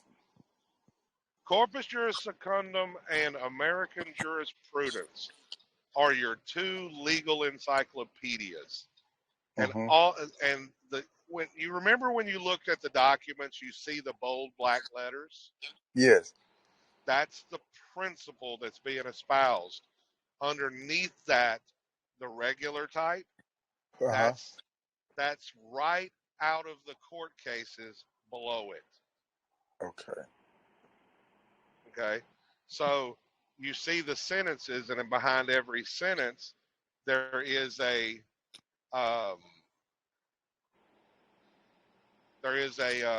footnote, right? Right. Well, that footnote, go down to the bottom, you'll see the court cases or where the source came from. Right. Okay. Right. And all they're doing is telling you these are the standing court decisions, and this is the principle that's been developed through the court system. Oh, so basically they're just they're court sightings where you can go to for whatever case it is. It'll take you to that case and maybe possibly like if it's a Supreme Court ruling or something like that. Yeah. Okay. To back up what it's saying.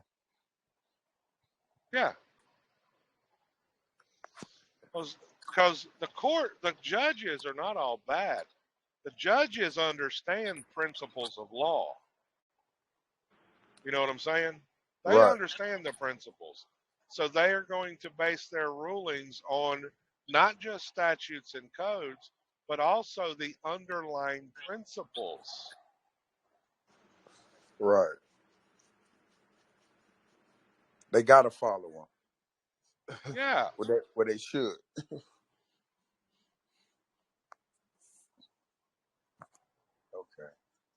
That makes sense. So if you want to know how the game is played, that's what you need to be learning. I mean, look, I don't know if you know Quasimodo on TikTok.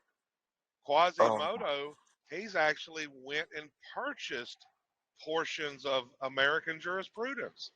American jurisprudence is a legal encyclopedia, just like Corpus Juris Secundum. Wow. One is a little more detailed than the other.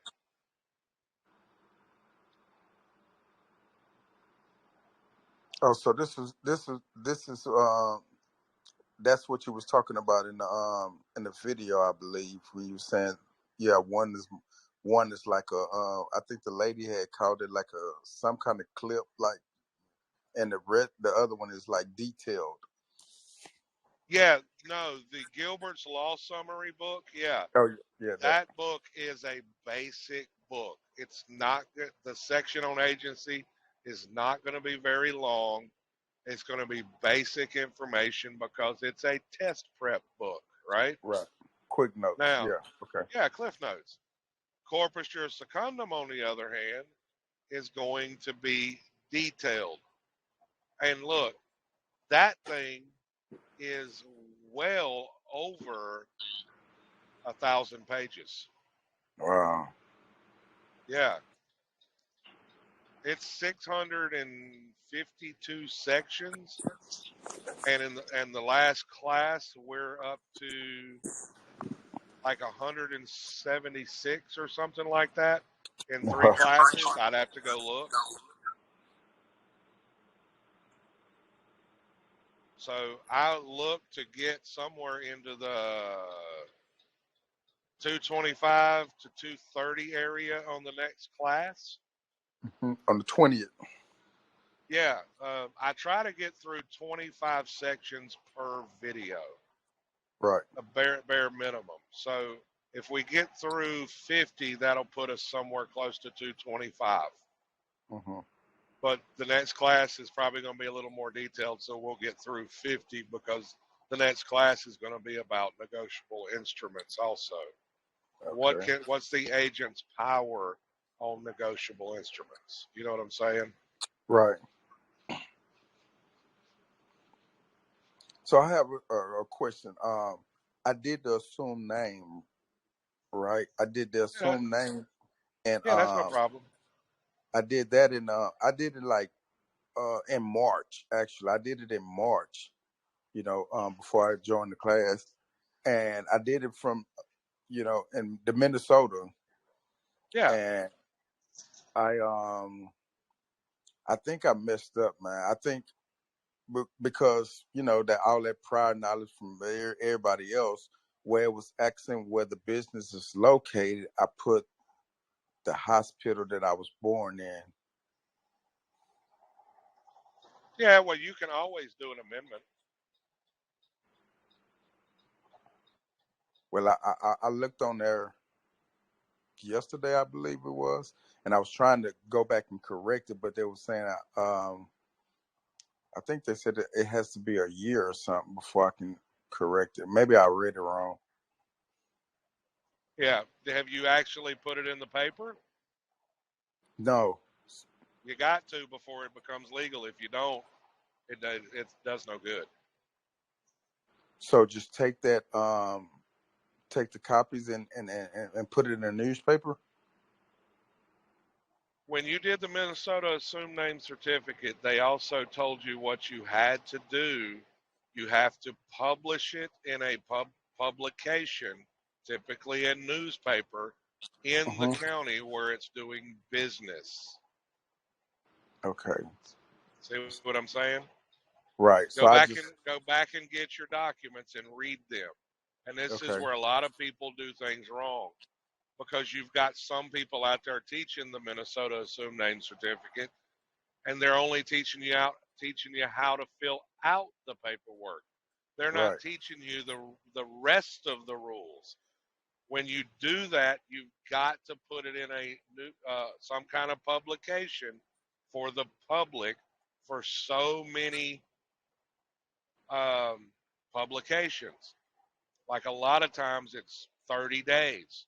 So you put it in the newspaper and it has to run for 4 weeks. Usually, like the Sunday paper, it runs on Sunday in the legal section, and you have to do that.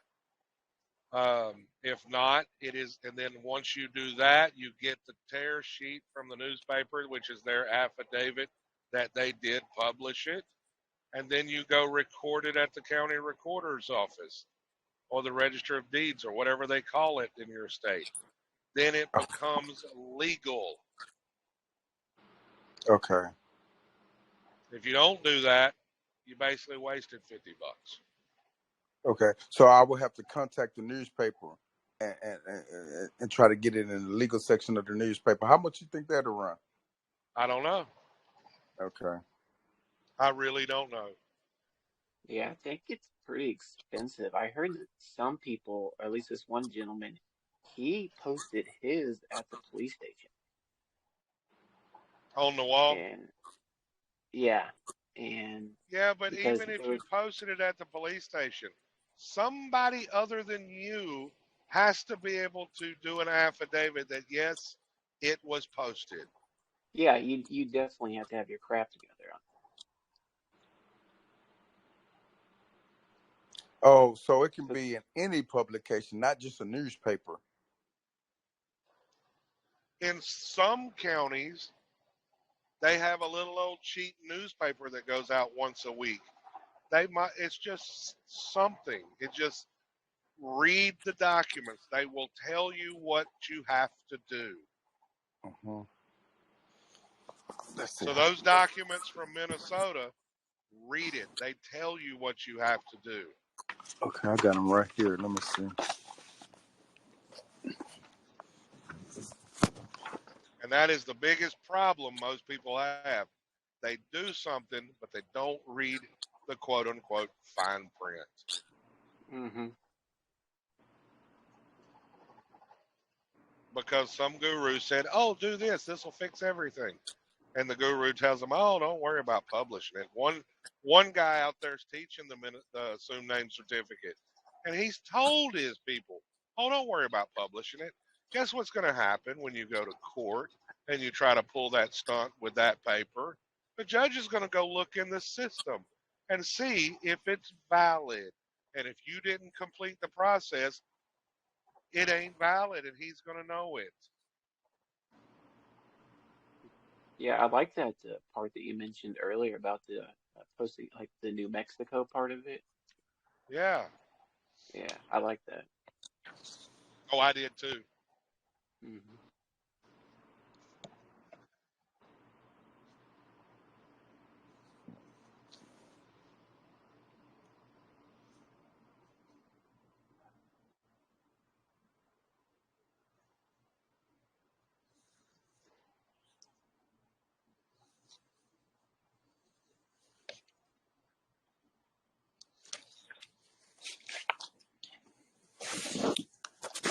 Okay, guys, I'm finna get off for a minute. I'm finna jump on this Minnesota rule. I'm finna go print out the rest of these documents because the ones that I got right now, it don't say anything about the. I might have to go. I don't know. Find a receipt of it or something like that. Maybe it's on there. Yes, you go. Yeah, when they sent you the digital copy, okay, it was more than one page, not just the assumed name. So you got to go. It should have had the receipt and everything attached to it. But in those emails, one of them's going to tell you this is what you got to do step by step. Okay.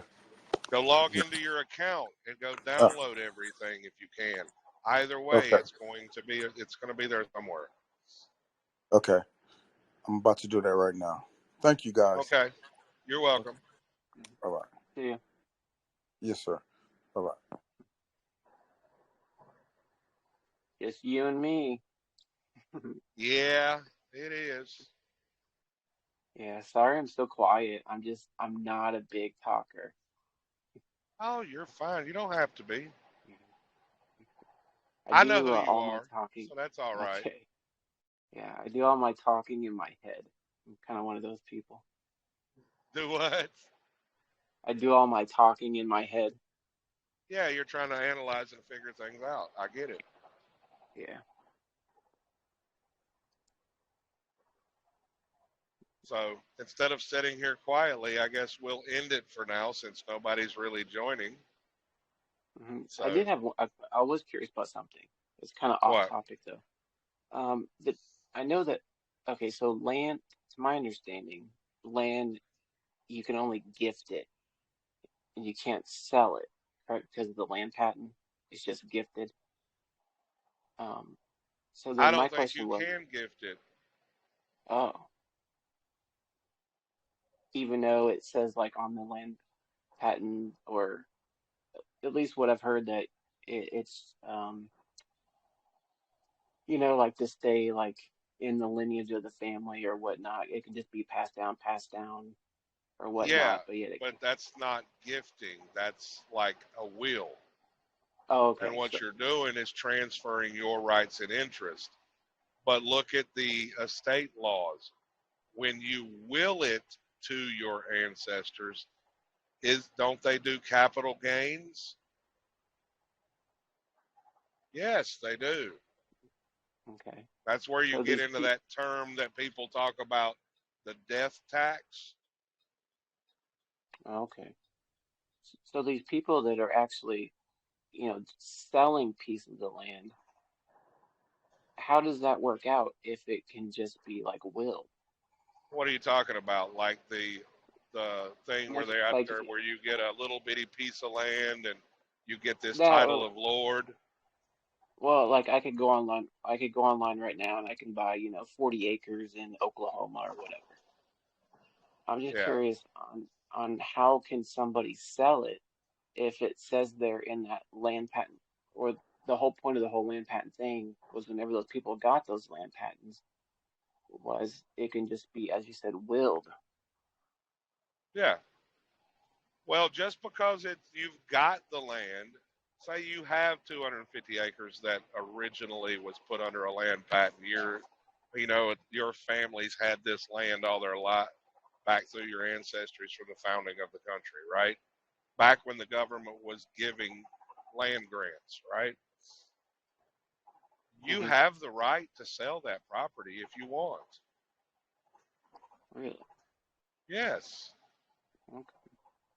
And that's what a lot of people did back in the days. They had this family parcel um, that was given to them by the federal government back when the country was founded. Somewhere along the way, the family decided, well, let's sell off this portion of this land. We need the money, we need something, we need whatever. So what did they do? They sold it to another person for the value of the land. Yeah, you can sell it. So anybody out there telling you can't, they're wrong. Okay. Yeah, because I was a bit confused about that because I kept hearing that the whole land patent thing was, you know, kind of like the government's way of protecting the person so that they would just hang on to the land because they could never sell it. But okay, so you That's yeah, can't that's sell a lie. If it. you own something, which is the basis of the land patent, is you supposedly own it. Well, the owner has the right to do with it what they want, which includes selling it. Okay. Okay, that makes more sense. It's just like people are out there saying, um, gift the home and the land to the trust, right?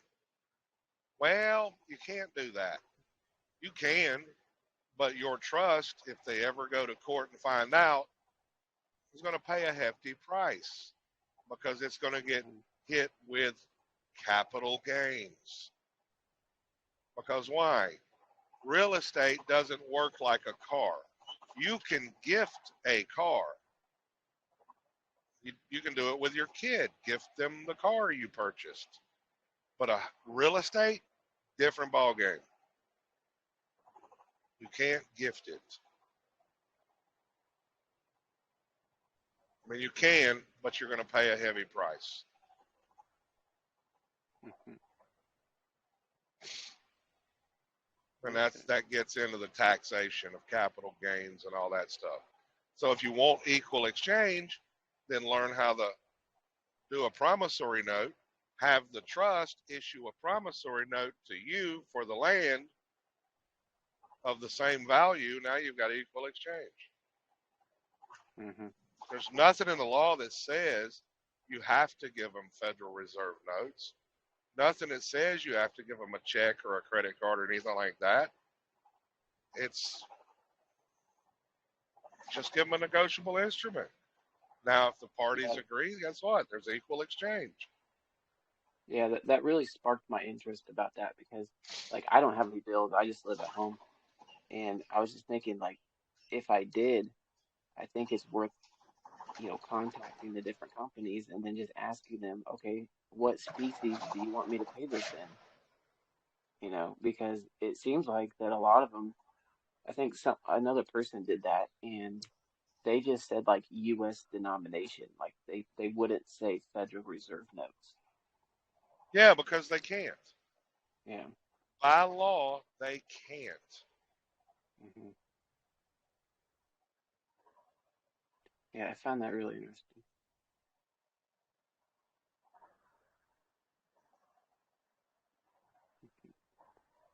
Okay, and I had something else. So the driver's license pretty much puts the person in the commercial. I hate to use the word status, but the commercial realm.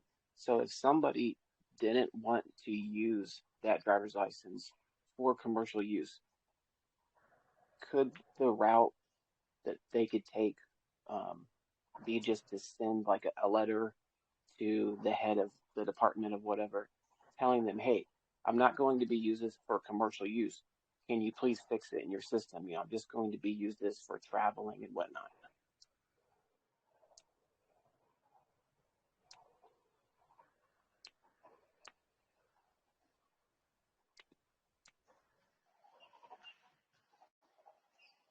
Or I guess Well, would that even that is possible. It can be done, hmm but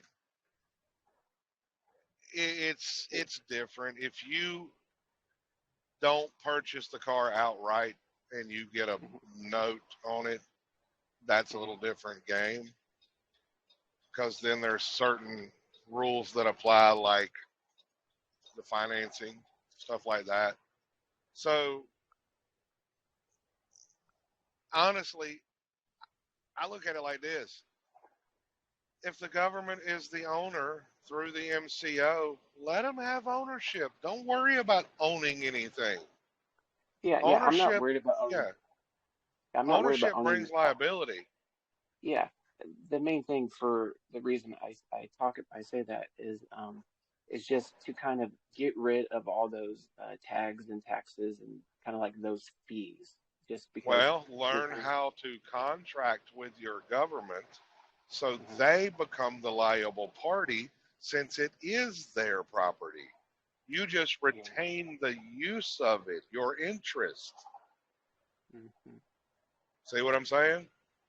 Yeah, just seems like it's so difficult to hold their feet to the fire. Well, it's not difficult once you learn the rules. And how hmm old are you? 36.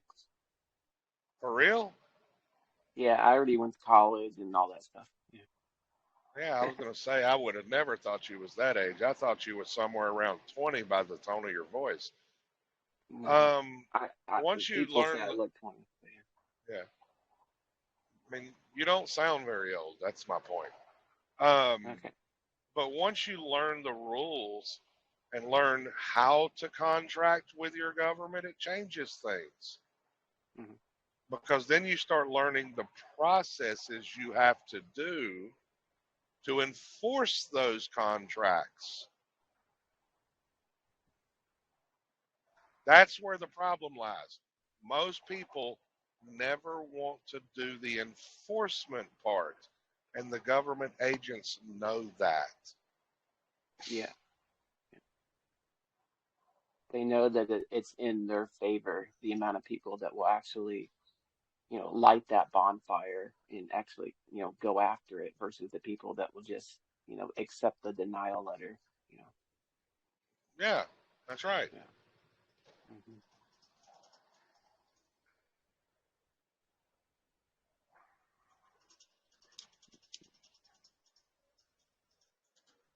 hmm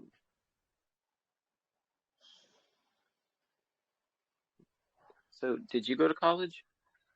Nope. No. Nope. No.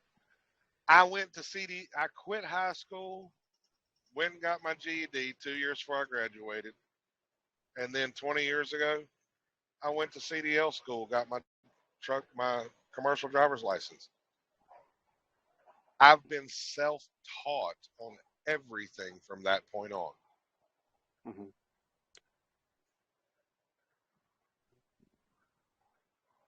So to me, no offense, college to me is a joke. I mean, Oh, do you I need college? completely agree. Yeah. Do you need college for certain things? Probably for nuclear engineer or astrophysics and quantum mechanics, stuff like that. Yeah, probably. But Hmm. you can actually learn to do pretty much all the common stuff, even the study of law, without college. Oh yeah, yeah. I feel like I completely wasted time and money. I got Mm, in well, the the psychology. I went for psychology, and then I found out that my heart just wasn't in it. And then I wouldn't. Then I went more towards the medical field, and then at that point in time, I was just done. And then I came across bodybuilding. So then I'd been do that. I've done that ever since. And then I came across your channel with the information, and I think that's what's going to stick. Is this is kind of my new hobby now? It's just looking up the different stuff that you talk about and stuff like that. Because I have a wide open day. I mean, I literally, I mean, like I said, I just live with my parents right now just because they're getting older. I'm just helping them out, but I yeah, kind of just need something to do in the meantime. So I was yeah. gonna ask you if you ever needed any help with your stuff or whatnot. I mean, like I said, I have wide open days every day, so I don't know what I Yeah. could do, but yeah. Well, right now, not really a bunch at the moment. No. Hmm. Um, Just thought I'd throw it out there. yeah, I know. I mean, one of the things I've tried to get people to realize, I mean, it's once you start learning more about the system, you can also open your mind up that it really becomes when you quit worrying about making money and learning the rules to the game, you'll start figuring out ways and how easy it is to make money. Oh yeah. Um, like I said earlier, if you just find your little niche, what are you good at? Go start you a website. Don't worry about a bunch. Don't worry about followers. Don't ever worry about that. Just put out quality information. You will get the followers. Care about the information and the people. You will get people that will invest in you. But if you're a fake, they're going to come and go. Hmm. Oh yeah. I mean, your videos are very simple, but yet they're interesting. So I mean, it gets the job done. How's it going, Alice? Where you been hiding at? Well, still tackling life, not necessarily hiding, but I ain't seen you. I don't see you that often. well, because I don't catch your calls. You don't do calls as often as you used to last year. Oh, some days I do, some days I don't. But last summer you were doing it like semi-daily, I think. Yeah. Hey, sometimes during the month I still do that. I go through cycles. It's like I'll take a week off, and then all of a sudden, after I've taken that week off, I jump back in and I'm doing lives regularly. And then as the month progresses, it gets less and less because I got to take a break. Hmm. So yeah, maybe Plus, that's why. Go ahead. yeah, plus don't take if I don't take some time off, I got to continue my education. Plus, I got to work on my stuff. Yep. And maybe that's why I didn't catch your calls as often as I used to. So, what are you guys talking about regarding? Just general discussions. That's all we've been doing tonight. We started off with talking about law of agency and all of that, and how everything is actually working. I mean, law of agency is pretty much everything, right? Well, yeah, but most people don't do that. They go to every other process out there because they think that's going to fix everything. But if you never learn the rules, you're never going to get the remedy. You might But have a win here or there, but you're never going to be really fully in it. well, even those processes, like there is Well, some the agency. W4 processes are one. You got people out there teaching discharge processes. They have some success, not as much. Credit repair processes, SPC processes, but very few people are out there teaching the rules to the game. Yeah, I thought it was crazy about that one lady that was on here earlier, and she was getting her utility bill paid for like 5 months, and then all of a sudden they wanted to recontract, and now she's having to try something else. So yeah, it seems like if you don't have the right process, it's really hit and miss. Yeah. Well, with the credit repair thing, usually if the debt that's held by the collection agency, if it's less than $500, I usually ignore it and they don't chase after me. I So wouldn't care how much it was. If it was a third party like a debt collector, you by law do not have to pay them. And you don't want to take meter records. Yeah. Because I would eat that attorney for breakfast.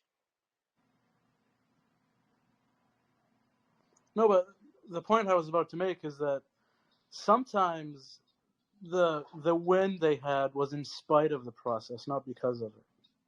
Yeah, that I agree with. Sometimes Yeah. that is actually the case. There have been people out there that have done secured party creditor process. They did all of it. They learned just enough about the system to defend their position. Does that mean they're right? Not completely. No. Do they hold their own? To a degree, yes. My buddy Wesley Keith Mullins is one of those. Smart man. He knows how to defend himself. But it's like I tell people, a blind hog finds a nut on occasion.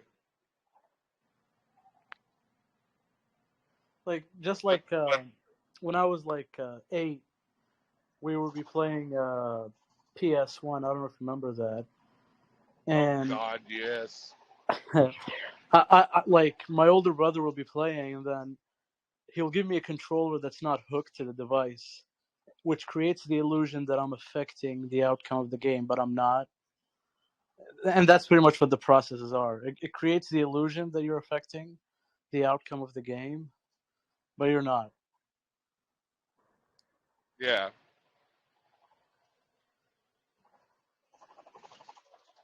So it's all And about the people illusion. and the gurus take advantage of the people that don't know any better. They charge astronomical prices and they show a few successes of people that plus you got to realize you're dealing with different people. Some know the rules to the game, some do not.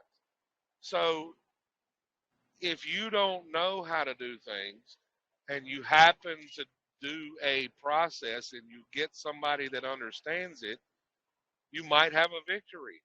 But a month later, you try it again and it don't succeed.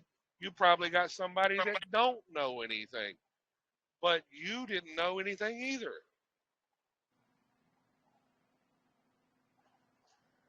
Yep. My dad always says you can never expect what could come out of bureaucracy.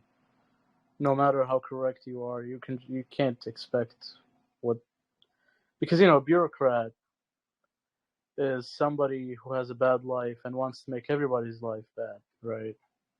So no matter how perfect you are, they'll find a flaw in your process. Not always. Go look at my buddy Mark up in Minnesota. I just put up a video on YouTube tonight, what he did with the IRS. This man has never done any of these major processes. Never done a secured party process, never done a name change, never done none of that stuff. He freaking wrote a letter to the IRS last year. He knows the rules to the game. He said, look, it was $70,000 total. It's 5 different letters. And he said, look, I wrote back and asked questions. I never got answers. He said, look, I'll be more than happy to pay this debt if you, according to the supreme law of land, will tell me in what tender I'm to pay. That's the short version. You'd have to go listen to it. And guess what? He ain't heard nothing since. That's almost a year ago. Are you riding a horse, or Do what? do you have a horse nearby? No, I'm driving my truck. Why? It sounds like a horse.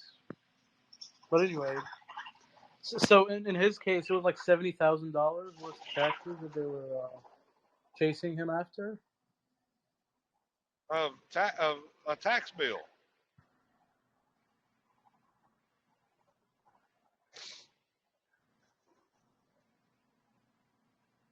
And he never got a response, obviously, right?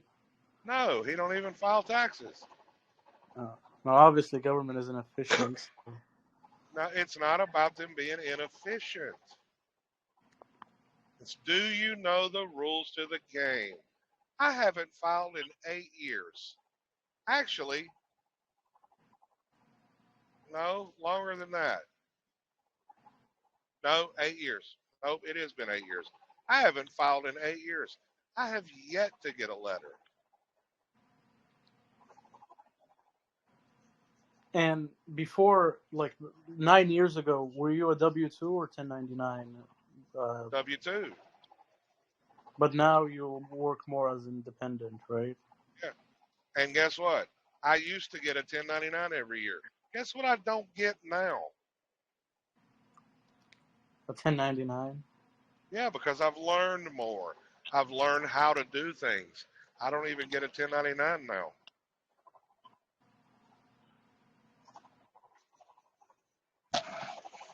My Like, buddy Keith, my buddy Kenny is an employee for a company. He has no taxes, no FICA, no nothing coming out of his check except for his insurance payment every week. And he does your did the bank? same thing I did when it comes to what I did here, that I don't get a 1099. He did the same thing as a W-4 employee. He just didn't file a W-4.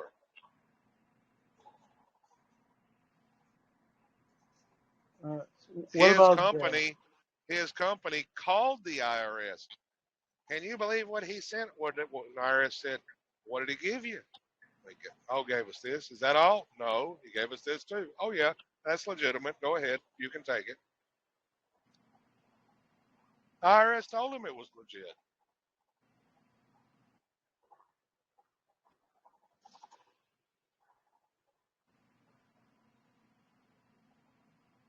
what about your bank? Do they, give you a hard time? Because sometimes your bank would say, "Oh, if you exceed 600 a year, we're gonna have to No, tell I the don't get a IRS." no. My bank, I got a trust account with my bank. Same thing. A trust has to file in the bank's mindset, right? Everybody has to file. You're missing the point, House. Have I filed? Oh, so you didn't, but does your trust file then? I haven't filed anything, and I'm one of the trustees.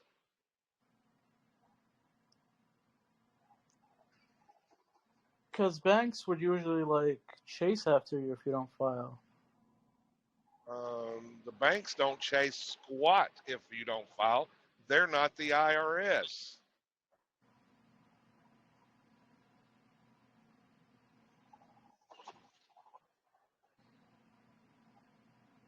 And does your trust have an EIN?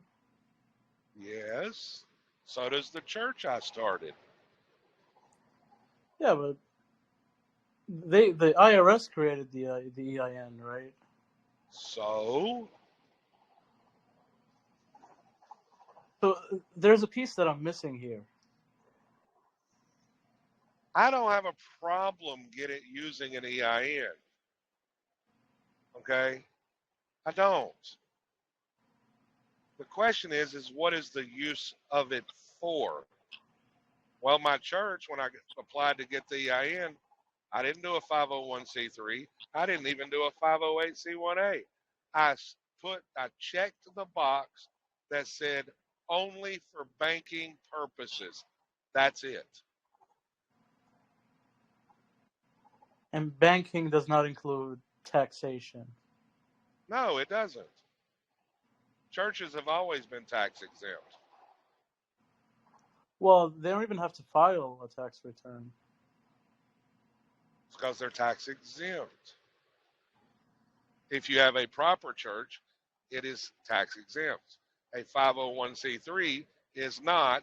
You're contracted with the government. You're a state-run charity. And that's all the churches, synagogues. Most of them, yes, not all of them. So when you say not all of them, like, is there any churches that are for-profit corporations? That's what a state-run charity is. No, but like it's a non-501c3. Oh, Is it? non-501c3, yes, there are actual churches out there that have set everything up right and are not contracted with the government.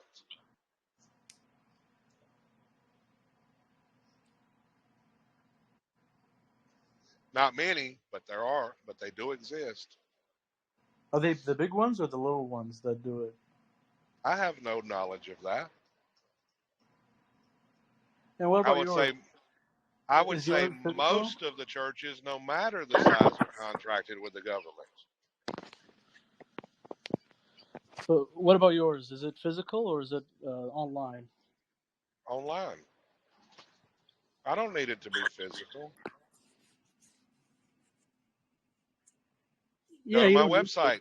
Bozlikos Nomos Institute is the name of the church. The statements of faith is already listed.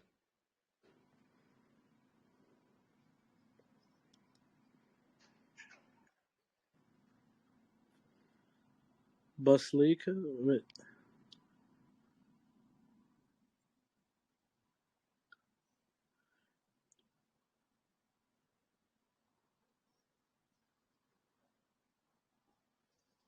And is it a .com or? Yes, it's a .com.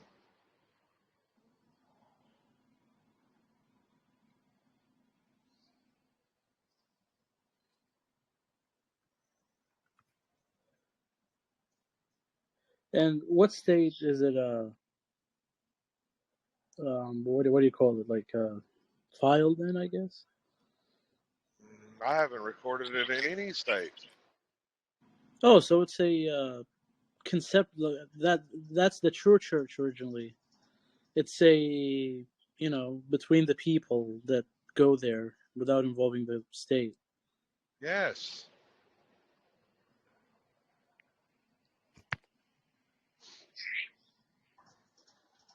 See, I answer to the Creator. I don't answer to the state. Because the state is not God.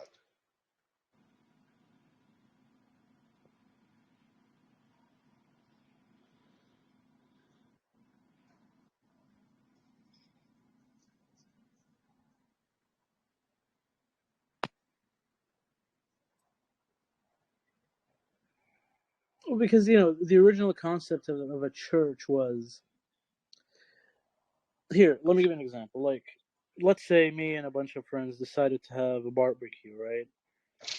There is no official paper. We just agree, okay, let's meet at this park and let's bring some steak and grill it there and a bunch of food and drinks, right? So it's a gathering. Not really, right? but it's Wait a a minute. gathering. We'll just go with that. Yeah. Imagine the state all of a sudden decides, like, okay, if you go once a month in a barbecue or a gathering, you have to have a state-run charity called the Gathering, and it's a 501c4, let's say, right? and it has to be registered, and we're gonna have to beg donations and file taxes. You know, the original concept was just us agreeing together, but now they want to create an entity over it, and that's pretty much what a church was. Just like, you know, a bunch of people gather and, you know, do whatever worship, or maybe for socializing, until the state wanted to create an entity out of it.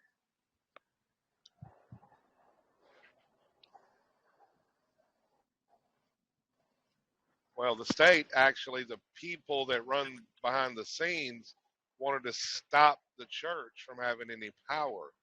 So they instituted the 501c3, and through the World Council of Churches, got everybody to agree to sign on, which means what? Now the churches can no longer lobby in Washington like they did before 1954. The largest lobbying arm of the United States was the church before the institution of the 501c3. You said 54? Yeah. Weird, because that was about a year and a half after the Church of Scientology was founded. Well, that's really in the 1950s is when everything started changing. That's when the medical system changed. That's when the churches changed, because wow, the Rockefellers. What did they invest their money in? And they into MD directed medicine. Everything started changing in the 1950s.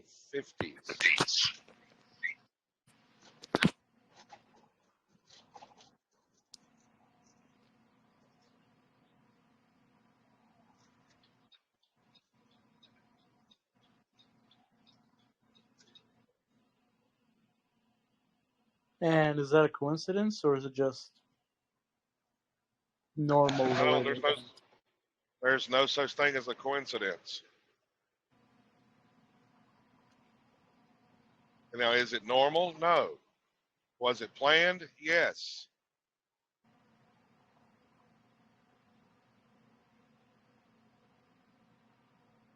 And you think it's going to last forever? Do you think the medical system, the state charities, and the school, would they collapse soon, or would it continue the same way Rockefeller wanted it to be? No, I think people are coming out of that system. Is it going to last forever? No. Jesus Christ will return. Right, but is it going to be in 5 years or 100 years? Definitely won't be 100 years. So, do you have a guesstimate? Because, you know, if it's going to collapse, it might as well happen as soon as possible, right? Honestly, I think we have less than 10 years. I wish it's next year. I think we got 90. I think we got 90 days. 90? That's even better. No, I don't think Jesus will return in 90 days. But I know the timeline of the elite. They're wanting a complete and total AI military by 2030. They're already talking about growing fetuses in artificial wombs because of the infertility of the people, because they've been pretty successful at their job. I don't think we've got long at all before I think we're going to have World War III soon. And on the other side of World War III, we will get global governance, and there will be the rise of the world leader. And then we'll get the Great Tribulation. And the Great 3.5 years, 3.5 years after that world leader comes to power, when he sets himself on the throne in the temple and claims to be God, then we have 3.5 years. Of the tribulation, right? The Great Tribulation, yes.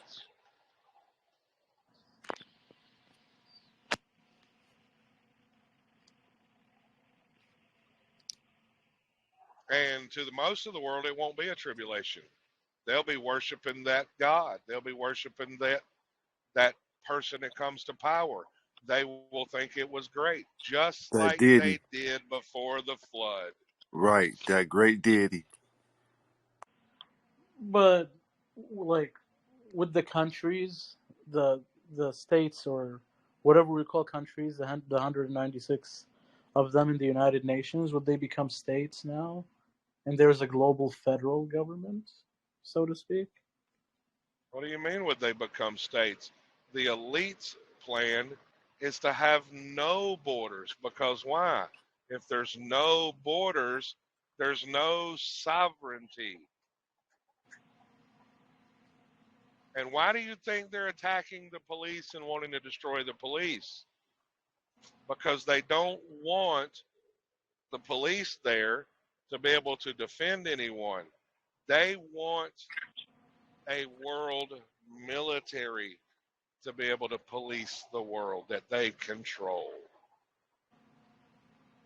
So once that ruler rise to power, there will be free movement of people. Like, I can go to China, I can go to Canada, and I don't know. I don't know. You're asking for things in the future. I'm telling you what they want. Will they succeed? I don't know. no, hypothetically, if they did, would that eliminate all the state lines and? Well, I just freaking had a conversation with the other day with Big Kahuna. He's from Canada. He said one of the bureaucracies up there that he talked to that said yes, they're wanting to do away with the borders. So he said, does that mean I can just go right over into Michigan and get a job? Yeah. He said that's exactly what it means.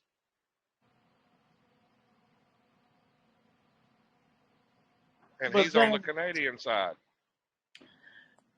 it might work for Canadians, but it's impractical in other parts of the world because even if you eliminate Is borders, it? there'll still be cultural differences that wouldn't let people mix.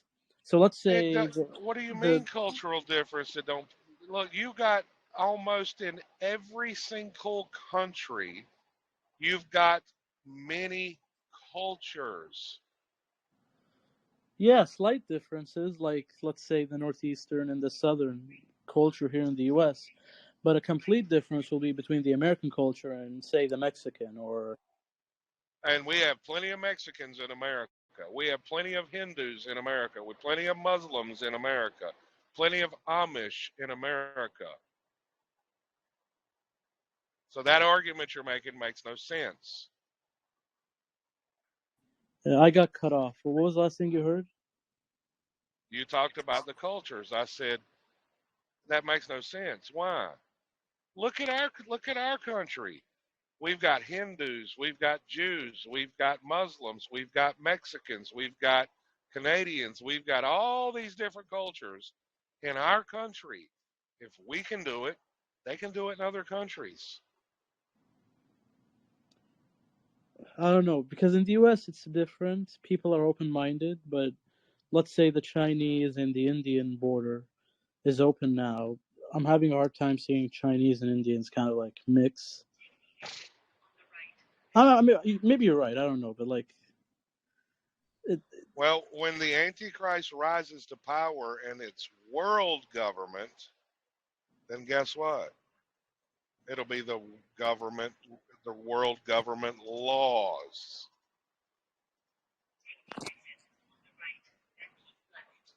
so would there be a global law? They've already been developing it. Go through the United Nations writings. They tell you.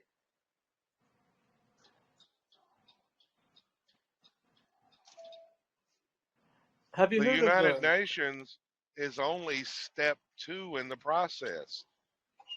Albert Pike wrote his letter in the 1800s on what on all 3 world wars. Okay, and out of the First World War, they got League of Nations. Well, that was supposed to end all wars. It didn't. And then they got World War II. And out of World War II, we got the United Nations because the United Nations was supposed to be able to end all these wars. Well, that hasn't happened. So out of World War III, what are we going to get? Global governance. What are they pushing for?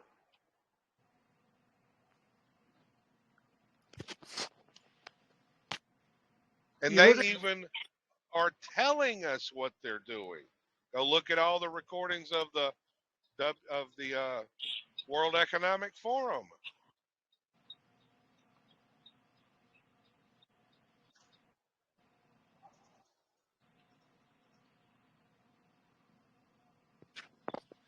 Albert Pike. He died in 1891 in D.C. Yeah, he's considered the Mason's Mason. He wrote Morals and Dogma. And his letter that he wrote before he died, I don't know what year, talked about all three world wars. And he predicted, I use that term loosely because he wasn't a prophet.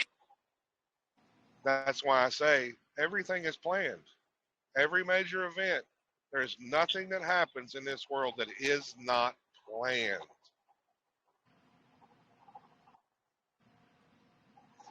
Have you heard of the concept of seasteading? Of what? Seasteading. What's that? You know, I'm sure you heard of homesteading, right? But Yeah, seasteading. homesteading. Yeah, I've No, heard of that. seasteading is when you have a floating island and they plan on starting new countries on those floating. Since there's no land, unclaimed land left on Earth, they have floating islands which operate like cruise ships, but they're floating. You know, and Now, there's they're all gonna. kinds of unclaimed land. You just don't realize it. Really? Where can I find that? Yes. Well, that's another story.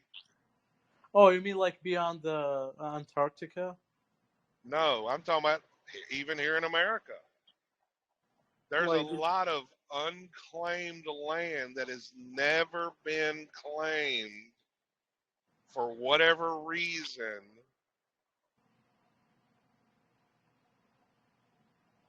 but does that mean the U.S. law doesn't apply there? No. So it's claimed. It's under the U.S. They're starting, like, they're trying to start new countries on those Yes, floating islands. but here's the thing. If you believe you can go anywhere and not be under a law, you're already wrong. Including Mars. You go look at Space Force. What's that for? But if aliens come here, would they be under our law? Aliens from other planets don't exist. I mean, the chance is not zero, right? No, the chances are greater than a mathematical impossibility. So it's In just us? mathematics, no, it's not just us. You're looking at ETs from other planets instead of ETs from other dimensions.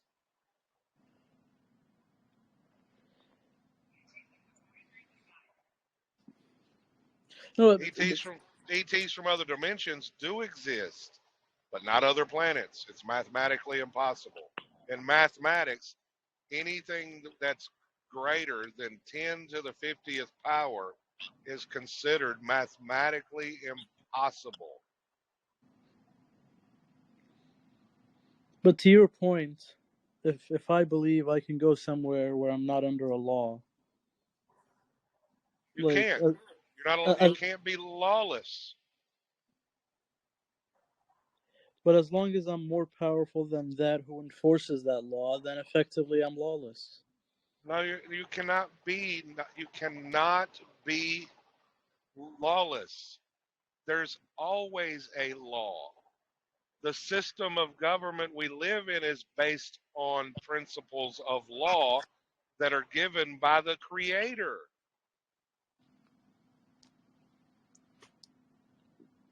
You mean Romans 13? Is that the only thing you can think of? I mean, you mean like the laws of physics, maybe? The laws of physics are a type of law. The laws of thermodynamics are a type of law. But not only that, but you cannot live in a place ever where there is not a law. You see, that's the tricky part, because when people use the word law, they mean legislation. Really? Like most of this, unless they're a physicist. No, it doesn't. Do you know that? Do you realize really that legislation isn't the law? Legislation is prima facie evidence of a law. Yes, and that Now, statutes are just when I what is it called? The statutes at large is where the no, real legislation no, comes from, and the codes are just no, no. no, no. They're based on principles that are the true law. Maxims. Maxims are just some of the principles, not all the principles. Let me give you an example. Thou shalt not murder. Okay? That's a law. Why is it a law? What is it based on? That every human being has the right to life, liberty, and the pursuit of happiness. That's a lawful principle. The reason murder is a crime is because you took away that person's right to life, liberty, and the pursuit of happiness. But let's take it to the other side, self defense. Somebody attacks you, you kill them, you defended yourself. That person waived his right. See, rights are based on laws also. There are underlying principles that are the law. The statutes and codes are based on principles.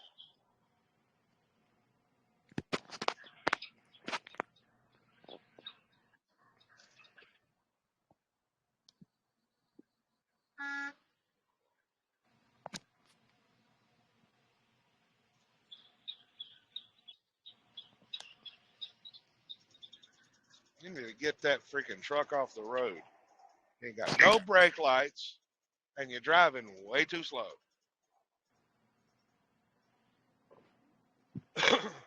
So back to the unclaimed land in the U.S. When you say unclaimed, can I just go and arbitrarily claim them, and if nobody objects, it's mine now?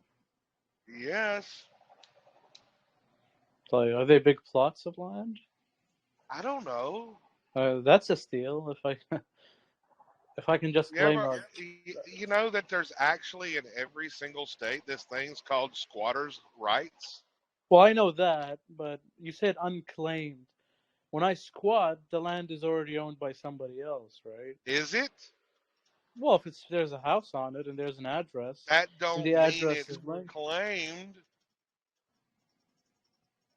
People abandon houses a lot. Go look at the tax rolls. That's why you can go in and look at the tax liens, and if somebody didn't pay the taxes, you can pay the taxes and take over the house.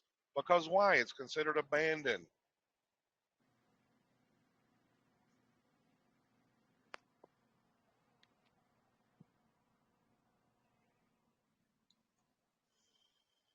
But that's in cities usually. But is there like Is it? unclaimed land? No, you're making presumptions. No, my question was, No, is when I there gave you an example, you said, but that's in cities.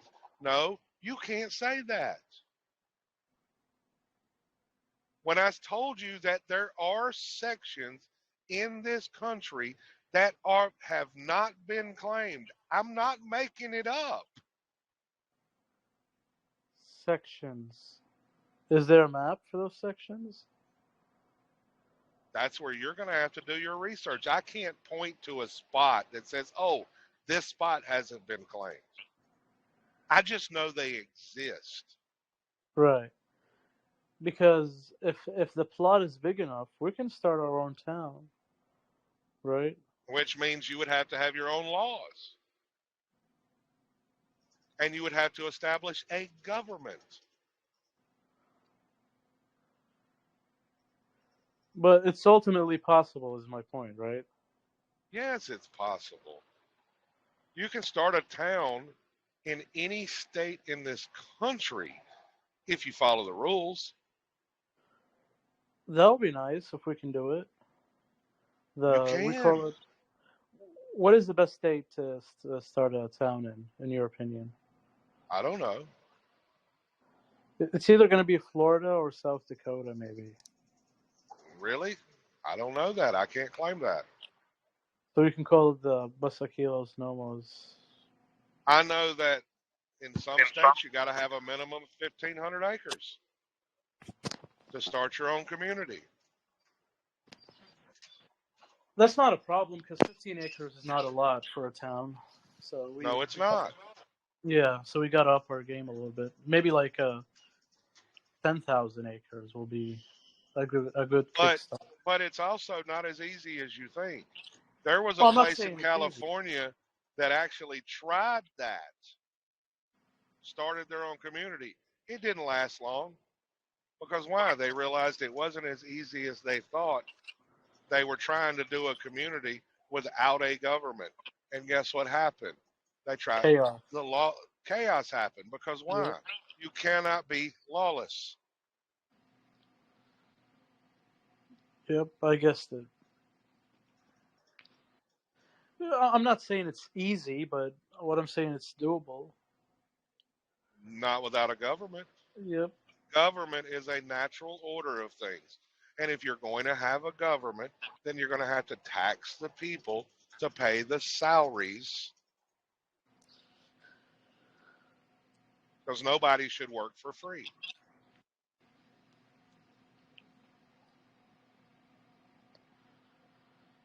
But each town is a corporation, right? So how about if we make every resident a shareholder and then we do business as a town? Well, not every town is just a corporation. Not every state is just a corporation. The United States is not just a corporation.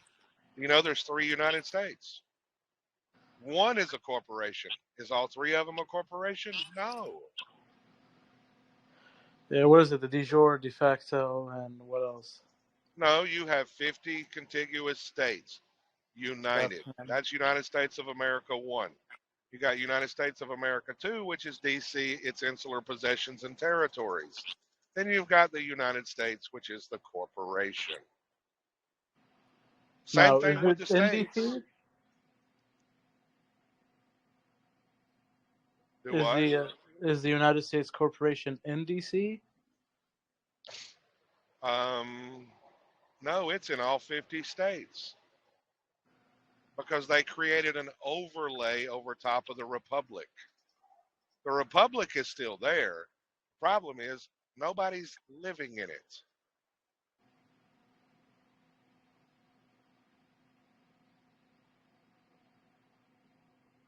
Does it exist? Yes. Can it be brought forward? Yes. This is where the American state nationals and state nationals have it wrong. They think it's their duty to reestablish that government. No, the government's already there. The question is how is it operating when it operates? But it's still submerged with the overlay, right? It depends.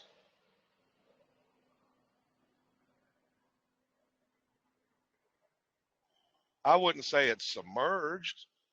The states can still operate under the republic, and in certain areas they do. In certain areas they do not. So submerged is not a good. What's a good word to? Because you said overlay, so it's this. I'm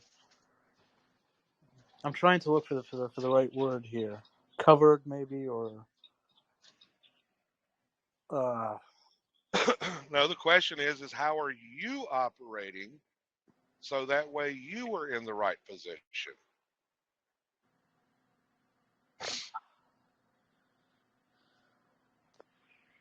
Overlay. Yeah, the Buck Act was created, the social 10, I think it's 13 Social Security zones. That's the reason why there's 13 Federal Reserve banks.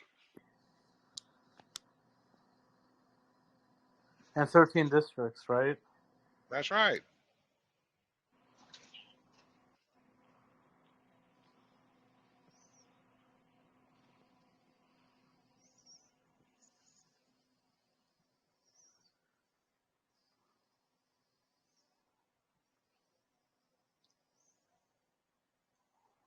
I got a court case. You can read it. It's Federal Radio Commission versus GE. In that court case, I'm pretty sure it's in the file section. The Supreme Court, Article 3, point blank says they have no jurisdiction whatsoever.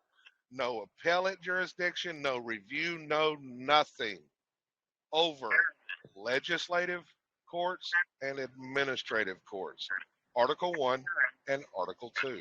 We have three separate powers: legislature, executive, and judicial. And the people don't understand the separation. But my local courthouse is not under the judicial, is it? It's No, administrative. it's operating under one of those other two. It's under administrative or legislative. So can Now, I can it access can the it go judicial? to judicial? Yeah, by your pleadings you shall be heard. How are you pleading? Well, they usually offer me guilty, not guilty, nolo contender. You don't even understand what pleading means then. Praying? No. By your pleading. I didn't say by your prayer. If you go to court and you file a case, by your pleadings, you will be heard. The person that files the case determines the jurisdiction.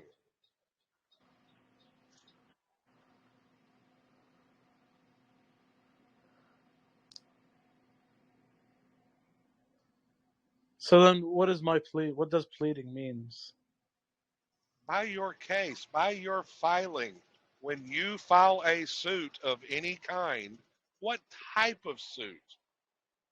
Is it going to be administrative? Is it going to be legislative? Is it going to be admiralty jurisdiction, equity jurisdiction, common law? By your pleading. House, do you actually read any books? Yeah, every now and then. You're never going to get far. You're not going to get very far because all you do is listen. You don't actually do the work. Well, I listen to the book itself, and that's a better way for me to retain it. Because if I read, Really? my retention through reading is bad, but it's through listening, it's wonderful. So you know why that's a mistaken ideology?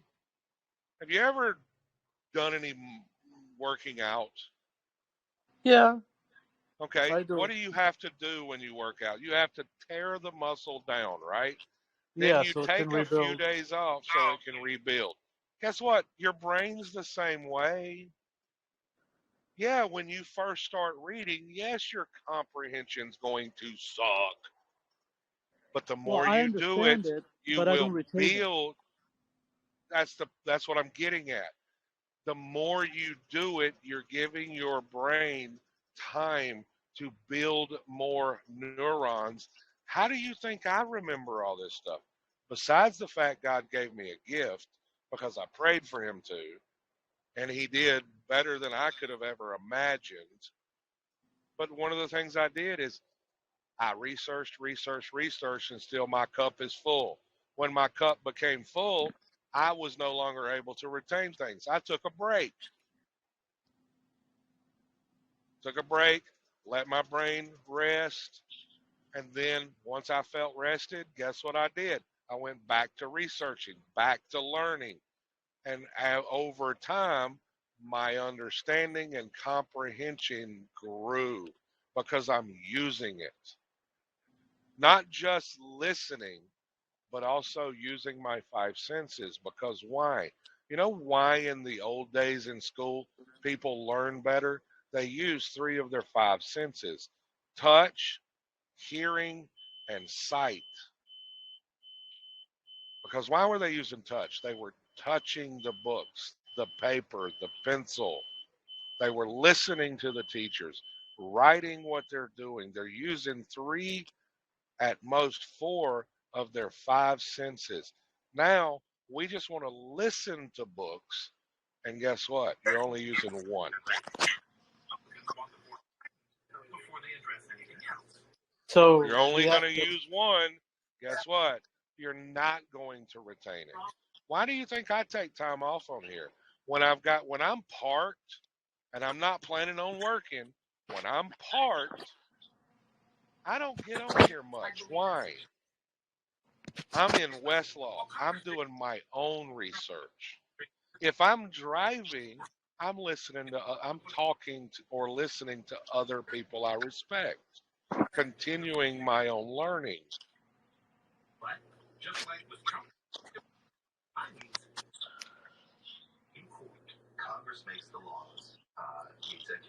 And this is why I say what I say, that if you are not going to do the work and read the information, you're never going to get successful. Hey, Jeb, you got something you want to add? Because you're unmuted. Oh, sorry, boss. I just was scrolling through things. I must have bumped it. No thanks. I'm just trying to chime in and listen where I can. No problem. I just wanted to see. I mean, if you do, you can. That's fine. I just didn't want, because I could hear the TV in the background. So you said touch. Sorry about that. Unless there's some music you want to hear. No. No, that's fine. So touching the book, the act of grabbing the book would actually add to my retention. Over time, yeah. Did I get where I'm at overnight? No, I've been at this 11 years.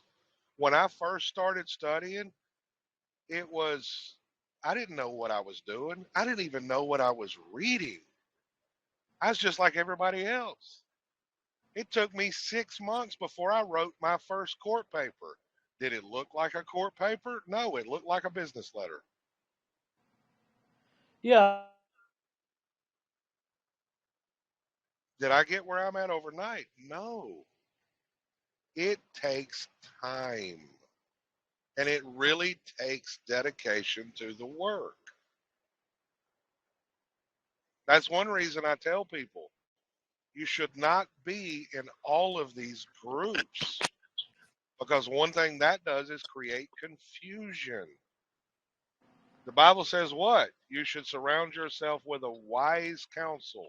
If you can count those people on 5 hands when you're new at this, or you don't know what you're doing, you've got enough. Stop right there. If you've got 10, 15, 20, 30, 50 groups you're in, you're never going to know what is true and what is not. And trust me, there are a lot of bad gurus out there. I talk about Anna Von Reitz and David Straight all the time. I can list more. Yeah, maybe you should create a list to warn people of them. I don't play that game. I'll play it if necessary. Because even with the bad gurus, if you're seasoned at this, you will find some truth. Well, of course, in order for the scam to work, it has to contain some truth. If it's complete lie, it's not going to survive from the get-go. That's right. That's the problem, actually. That's the bug, not the feature. I mean, honestly, a lot of times it is the teacher. I watched people learn the secured party creditor process from one of 2 sources, Yusuf Ale or Gene Keating. They would do the process there, learn it from there, and then they jump all over the social media, start teaching it like they're experts, like they know what they're doing, and scamming the people. And I learned, I could tell based on their paperwork who they got it from. Would they give them an ounce of credit? No.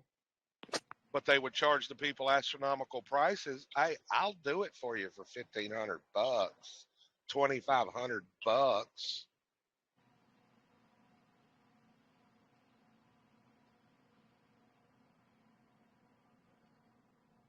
And did they know what they were doing? Enough to be dangerous. And no credit to the originator of the process. Nothing. Nothing. I had one guy I was talking to a long time ago, probably 5 years ago. I gave the guy a chance. Guy's smart. This is back when I actually believed 100% in the secured party creditor process. Do I believe in part of it? Yes. One side of it? No. Like trust law? Oh, absolutely. I believe in trust law. I can prove that is valid. The whole thing with the name, different story. Okay. But I watched this guy, smart man. I gave him credit. I said, look, I'll tell you what, I'll host your classes.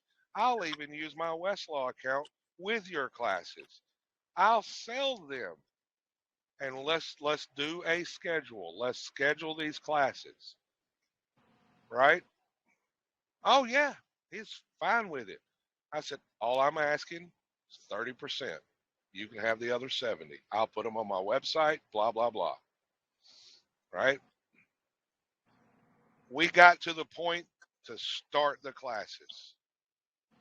And then he ghosted me. And he started telling everybody that I scammed him and was trying to steal his classes. And then what did he do? He took my idea and ran with it and started selling those classes on his own. And he really, once I learned what he was teaching, I was like, this guy's a freaking joke.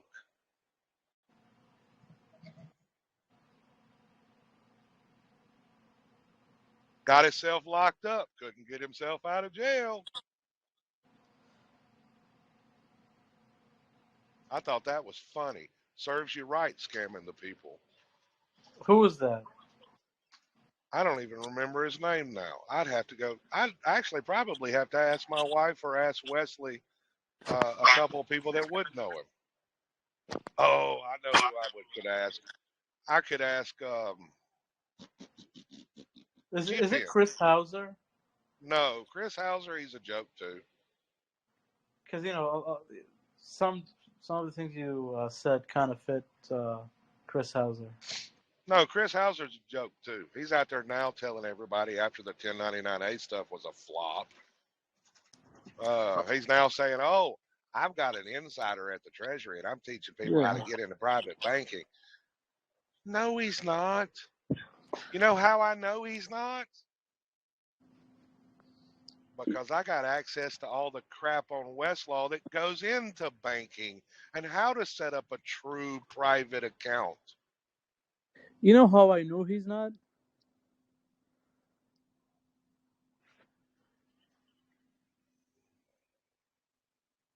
Okay, how do you know? Go ahead. I immediately knew it by the ankle monitor he had on.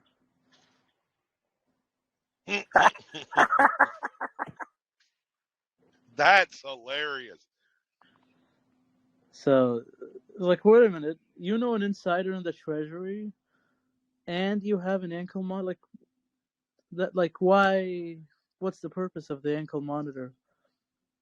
They want to see where you are? Like, I accidentally discovered, and it was something I was looking up trust templates on my Westlaw account. And I accidentally run into this one book, and it was just titled Irrevocable Trust. That's it. And I started going through it. I said, holy crap.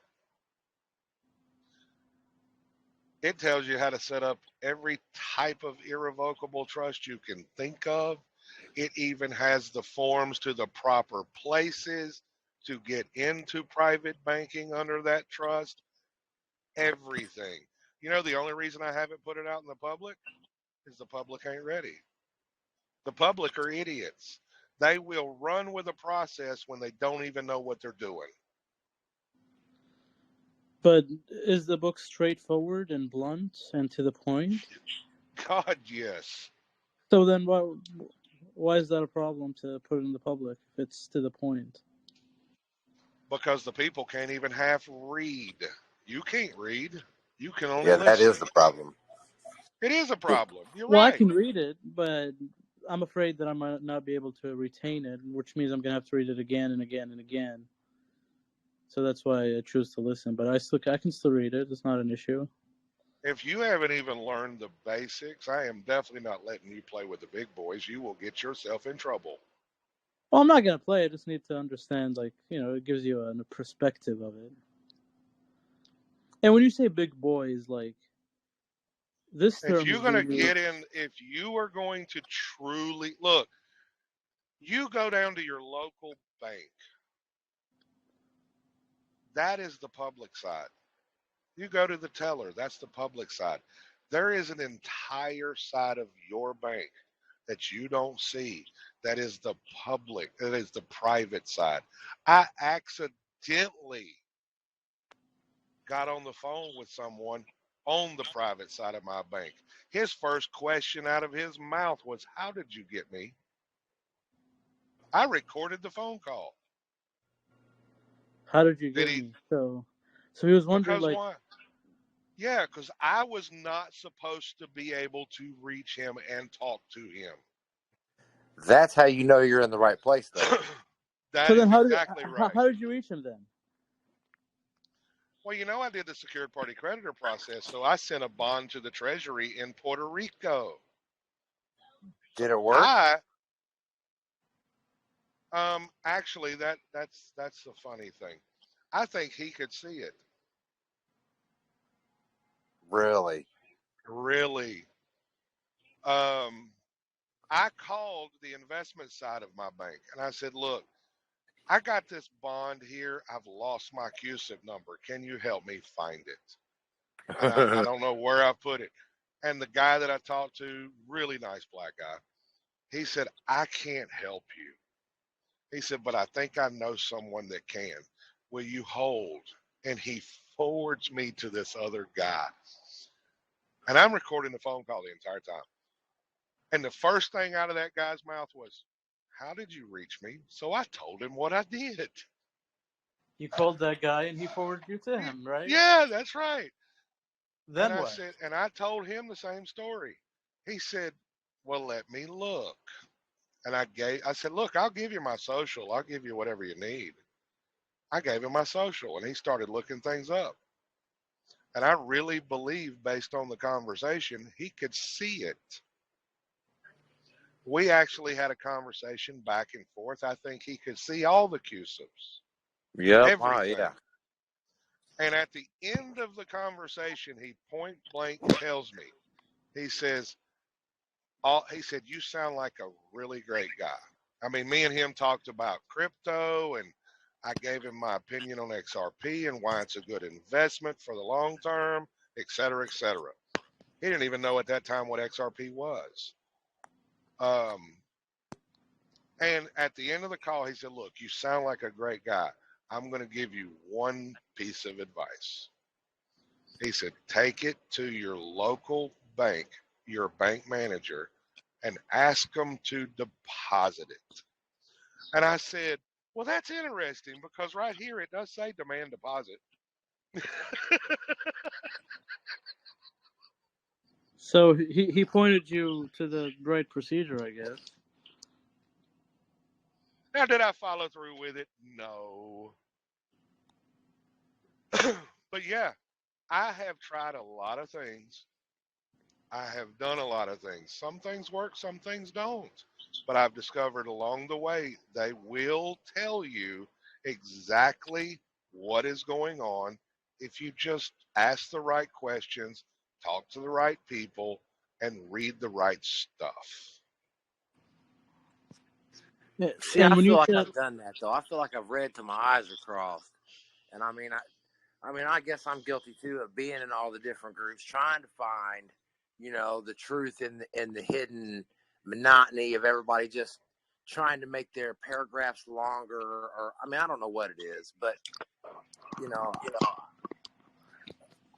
I don't know. I just say it just seems like I can't find a consistent path either.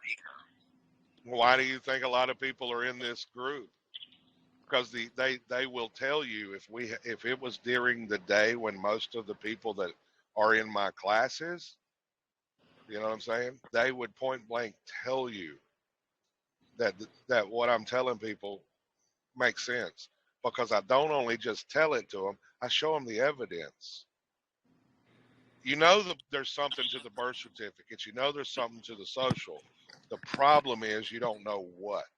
Right. Go read the Absolutely. back of your social. It plainly says on the back of the social, it is their property. That means it cannot be used.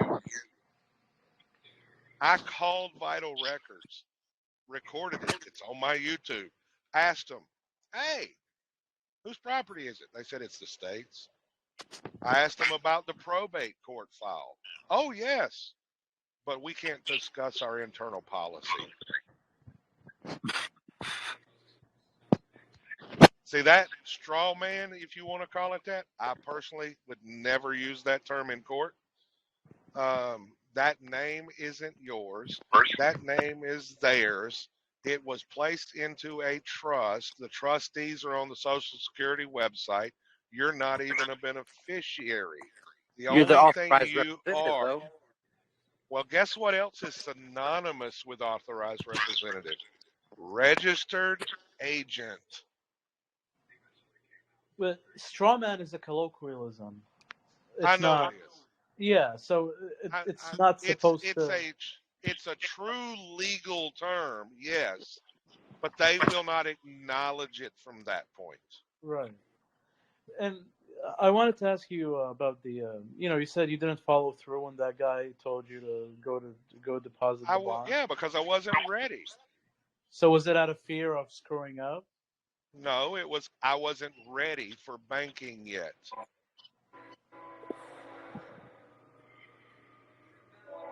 I mean, if it got deposited, you got to realize that's $100 million. I'm not ready for private banking yet. I knew that at that time. Am I ready today? Oh, yes, I am. $100 million? From where? Well, that's how much the bond was issued. Is that the birth certificate? No, that was the bond that was written up and submitted. Yeah, but what was being bonded though? $100 million? All the future labor. The minimum amount. This is another reason why these people out there teaching GMEI utility, and I used to be guilty of this, or going to the Treasury calculator, and I used to be guilty of that too. I tell people that's not accurate. They're not. You are not that important that your social is traded like that. They don't do that. That's narcissism. That's What? opium. I know. We remember the 08 housing collapse. What did we learn in the 08 housing collapse? That cash in America from drug sales saved it? Well, we learned about mortgage-backed securities, right? Right. What do they do with the mortgage-backed securities? They bundle so many mortgages into one security. And then they sell it and trade it and resell it and trade it. Yes. Do you not think they're doing the same thing with the Social Security trust funds?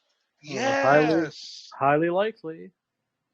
It ain't no highly likely to it. I got a letter from the Treasury that admitted to the money in the accounts. So what is that? Is that a Mortmain account? I mean, what is it? What is the technical definition of it? I mean, the technical word for it, is it? It's a trust account.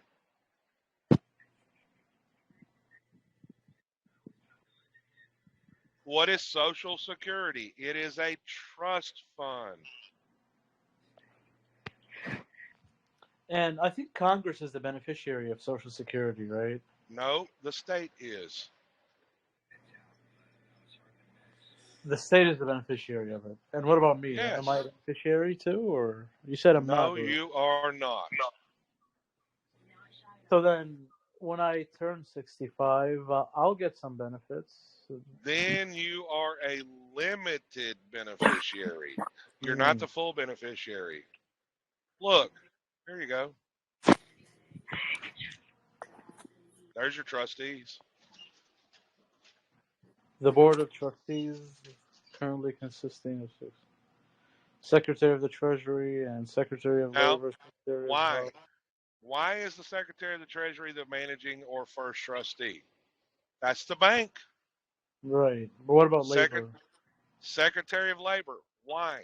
When you went and got a job and you filled out a W-4 and you put the name, the social, the address, check U.S. citizen, who's the employee? Is it you or is it the trust?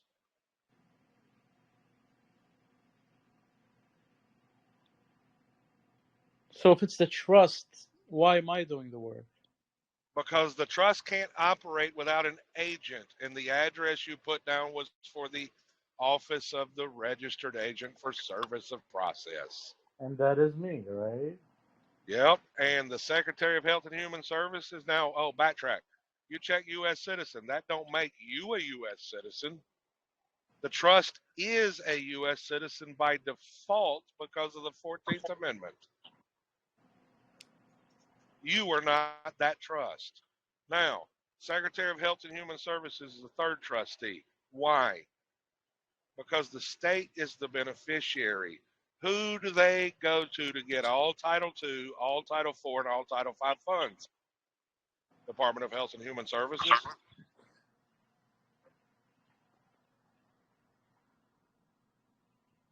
Are you getting those funds? Are you getting a distribution? No.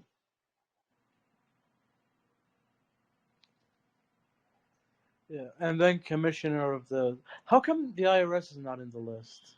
I would Because expect it to be because in the there. IRS is nothing but the accounting firm for the Treasury.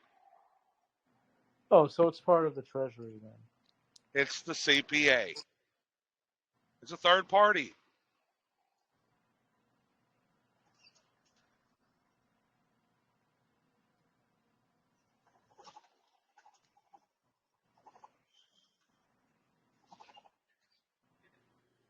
So you just what? I just got so many EINs and so many trust accounts that I just need to get everything straight. Yeah, I've tried you to did. pick Look, through and you find did the some trap. of the same things I've done. You probably got your executor EIN thinking that would fix things, but guess what? You never did. Form 56 and stuff, right? Yeah, but if you're not the trustee, what gives you the authority to do a Form 56 and do an appointment? Nothing.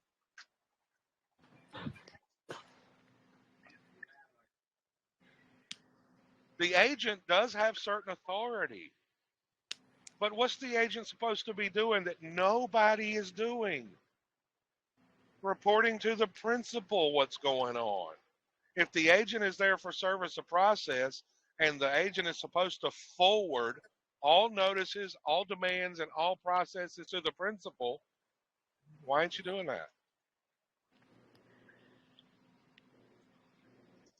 But now to the executor EIN and stuff like that, yeah, go get the EIN. Is it going to give you any power? No, because you never got the appointment. But they're free. They are free, yeah. But it doesn't do anything because why? You never got appointed to the position. There has to be an appointment and an acceptance. The only way to get to the appointment is do one of two things. And I say go to the probate court. Go to the foundation.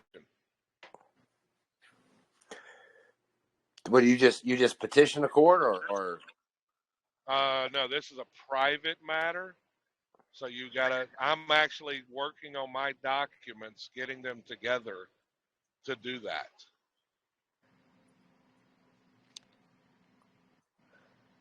Brian Parker, a buddy of mine, he resigned as registered agent.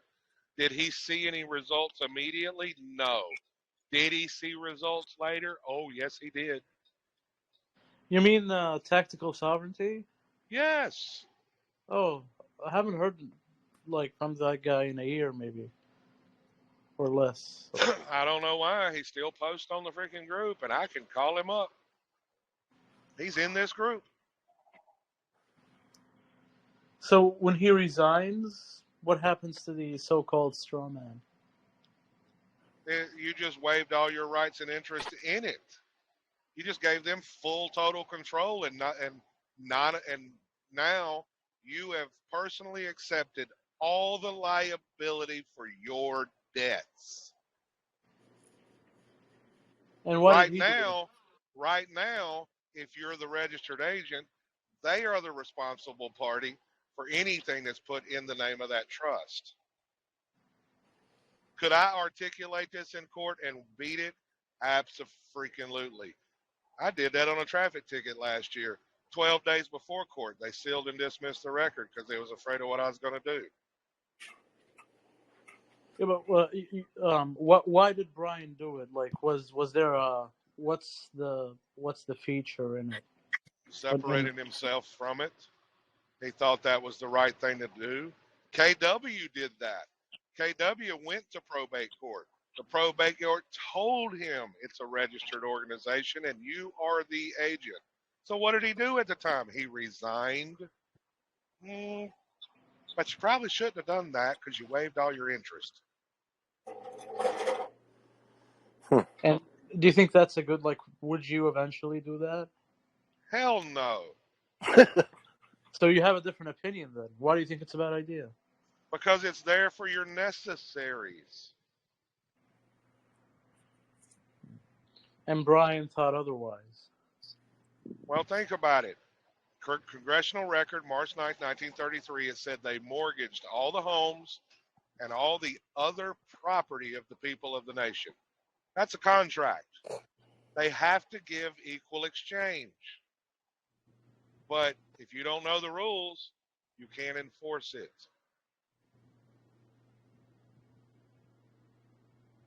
And how did they, and what was the equal exchange? They stated that the new money was created for what?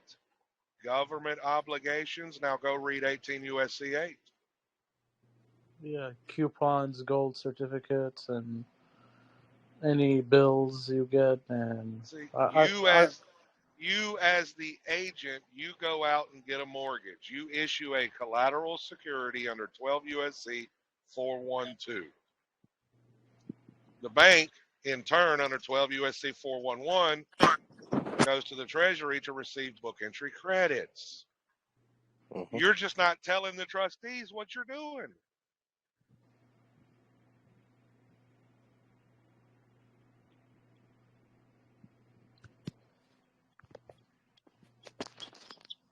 I'm probably gonna have to sleep on it to understand me. It sounds so easy. It really, really, it's easy in the getting the understanding. It's harder to get through the gatekeepers to do it. Maybe that's what it is for me. There's a book in my file section called Gilbert's Law Summary on Agency, Partnerships, and LLCs. Now, it's a basic book because it's a test prep book for law students, but you'll get the basic principles.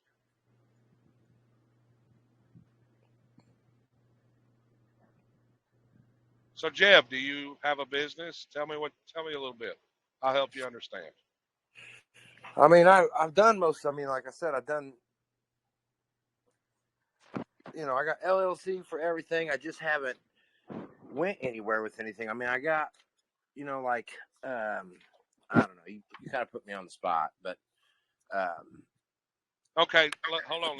Just everything. I went through it, and I did first. I did my estate EIN, and then I got a trust, which later I learned the estate was, I felt irrelevant because, all the trusts fall under the estate, which, I mean, I think that makes it a something. Not necessarily. It depends on your structure.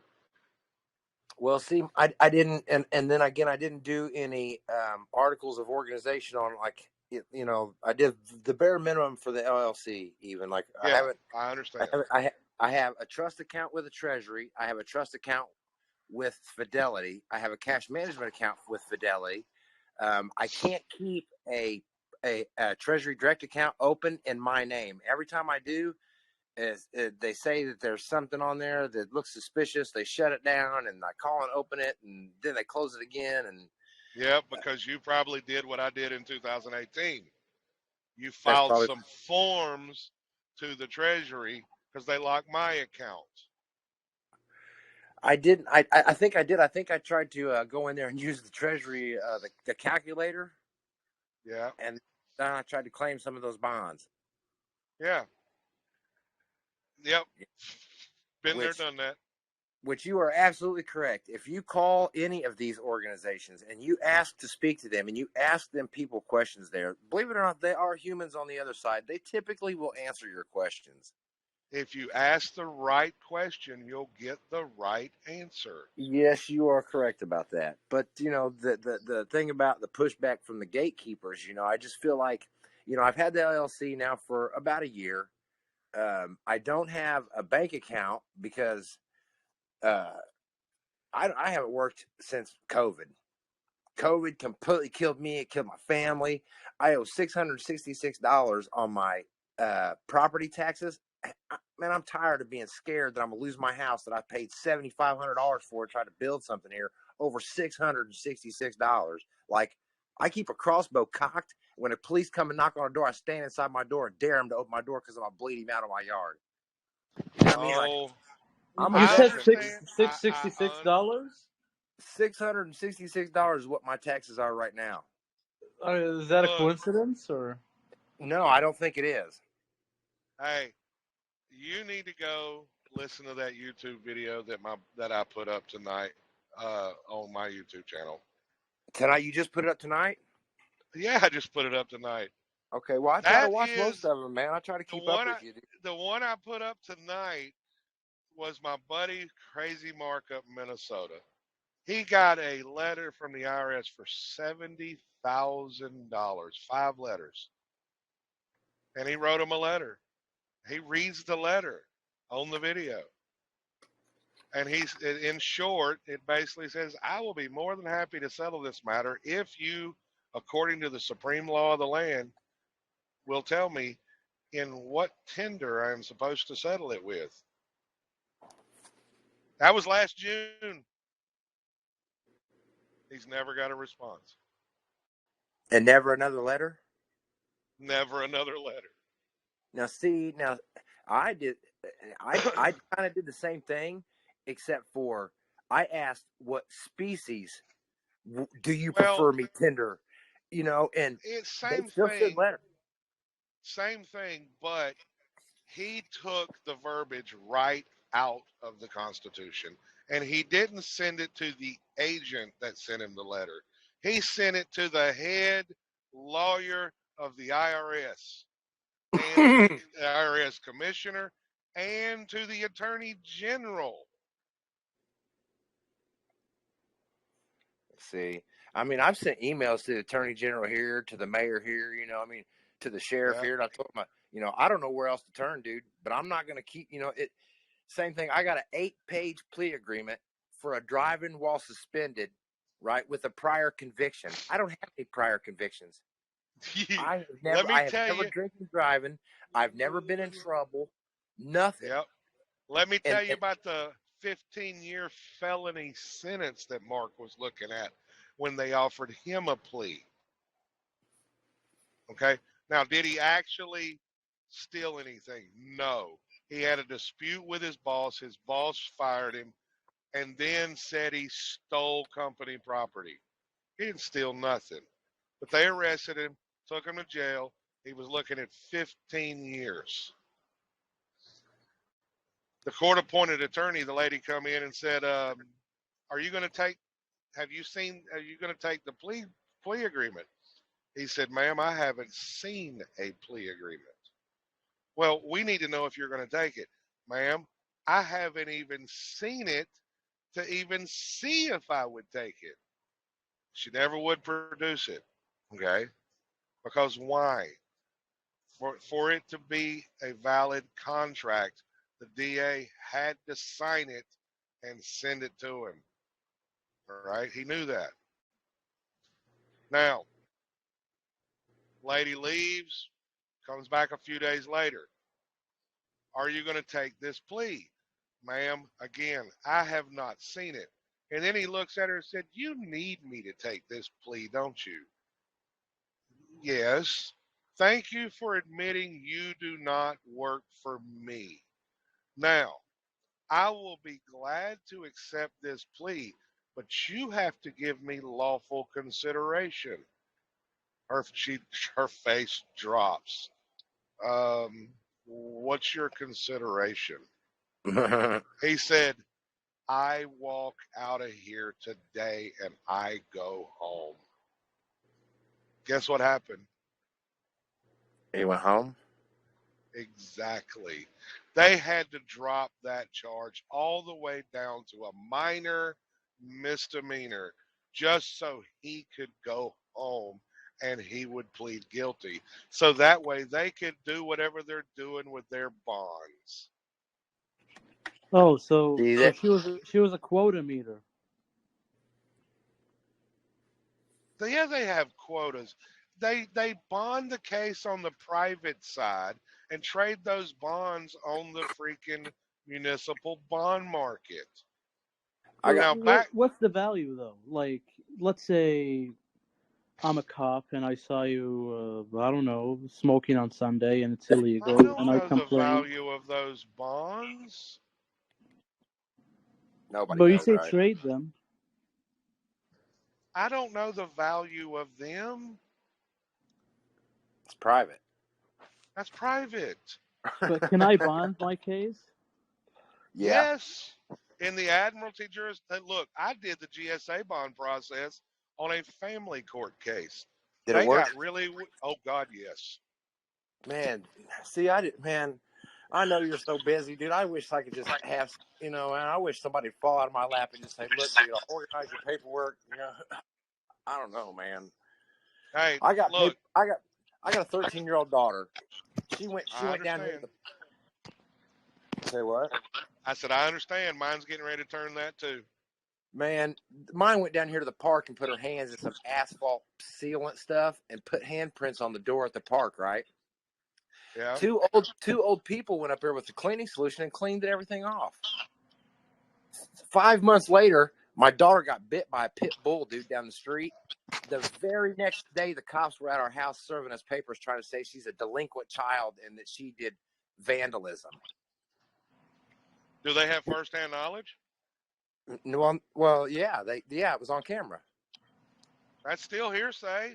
You know what I'm saying? It's still hearsay. They've been serving me papers since the beginning of the year, and I keep telling the cops that come here, get off my property. I do not consent to contract with you. But Hey. they still keep coming. Yeah, they keep coming. I got papers about the 660. There's a lady saying that she bought my house at the tax sale. I keep getting papers from lawyers and stuff that aren't even signed by the judge. Man, look, you got a whole lot of crap going on. That is true. Yeah. I done told you one book. Go into the file section and get the other Gilbert's Law Summary on commercial paper and payment law. Okay. I'm going to write them down. Gilbert. That right. They're both Gilbert? Yeah, there's 15 of the Gilbert Law Summaries in my file section on different subjects. But the commercial paper and payment law is going to give you the basics, the basic understanding of negotiable instruments in banking. I'll tell you something else that's weird, too, that happened to me. I don't know, as far as all the remedies and all that, remittance coupons and all that. I had a $7,500 electric bill from Duke Energy. The tax sale happened. The lady that claims that she bought the house talked to Duke Energy, and Duke Energy finally shut my electricity off. But they have never said nothing to me about the $7,500 Duke bill that I owed. Because of all the 1099s I sent them, all the paperwork I sent them, all the stuff about all the, the CFRs and all that I sent them. I did a Better Business Bureau complaint on them. I did so much on them. I just don't know. I don't know what works or what don't. I don't know where to go, but I'm going to get the Gilberts and read through them. Yeah. Look, now back to the whole Treasury thing. You see that letter I put on the screen? Let me open my thing here. I'm trying to. How do you? No, I'm just in a chat from Telegram. Is that where you're? Yeah, I'm in Telegram. You're in Bros Licos No Mo's chat. Tap the top of the screen where the green bar is at. Open up the discussion group. Oh, okay. Bingo. Thanks, man. Yeah. Okay. See that letter? Uh-huh. It says, let's turn it sideways so I can zoom in. It says, we received at this office, no, we received evidence at this office that you've attempted to establish a claim against the U.S. Treasury by fraudulently submitting documents in an attempt to assert ownership over Treasury securities, accounts, or other funds of the U.S. Treasury. Your demand has no legal validity and is not payable through any federal or state agency, which I didn't ask for that. Your scheme appears to be akin to a fraud known as redemption. Oh, what about the redemption manual, right? Right. Asserting that the United States government has trust accounts linked to each citizen. Oh, they have trust accounts, but they're not linked to you. Go ahead. You are just the agent for the trust. No, It's their trust. It's their property. You don't have any first-hand knowledge that that's your name. was that a letter they sent you? The redemption? I didn't just get it from the Treasury. My wife, a few months ago, found another letter we hadn't even opened from my congressman's office that said the exact same thing. Uh-huh. Yeah, I haven't got one of those, so you're a bad guy. That's Can you why keep I reading tell the you, letter? when I talk about things, I know what I'm talking about. Are you scared? No. You're not worried that they're gonna come down there, man, and take you off and put you over there with Chris and get you a ankle bracelet too? No. Well, Look, I haven't filed taxes in 8 years. I don't even get a 1099 at the end of the year, and I own my truck and have it leased onto another company. I haven't got a letter from the IRS since right after they started Obamacare because my wife didn't listen. She signed up for Obamacare. that's cute. I got a letter from the state and the IRS asking for Obamacare documents. Right? Right. They signed their name. The agents put their name on the document. Big mistake. I wrote them back 3 sentences. I said, as I do not know who John Henry Doe is, who are you? Thank you and Godspeed. Signed the name. Even copied what they sent me and sent it back. Nothing. Nothing.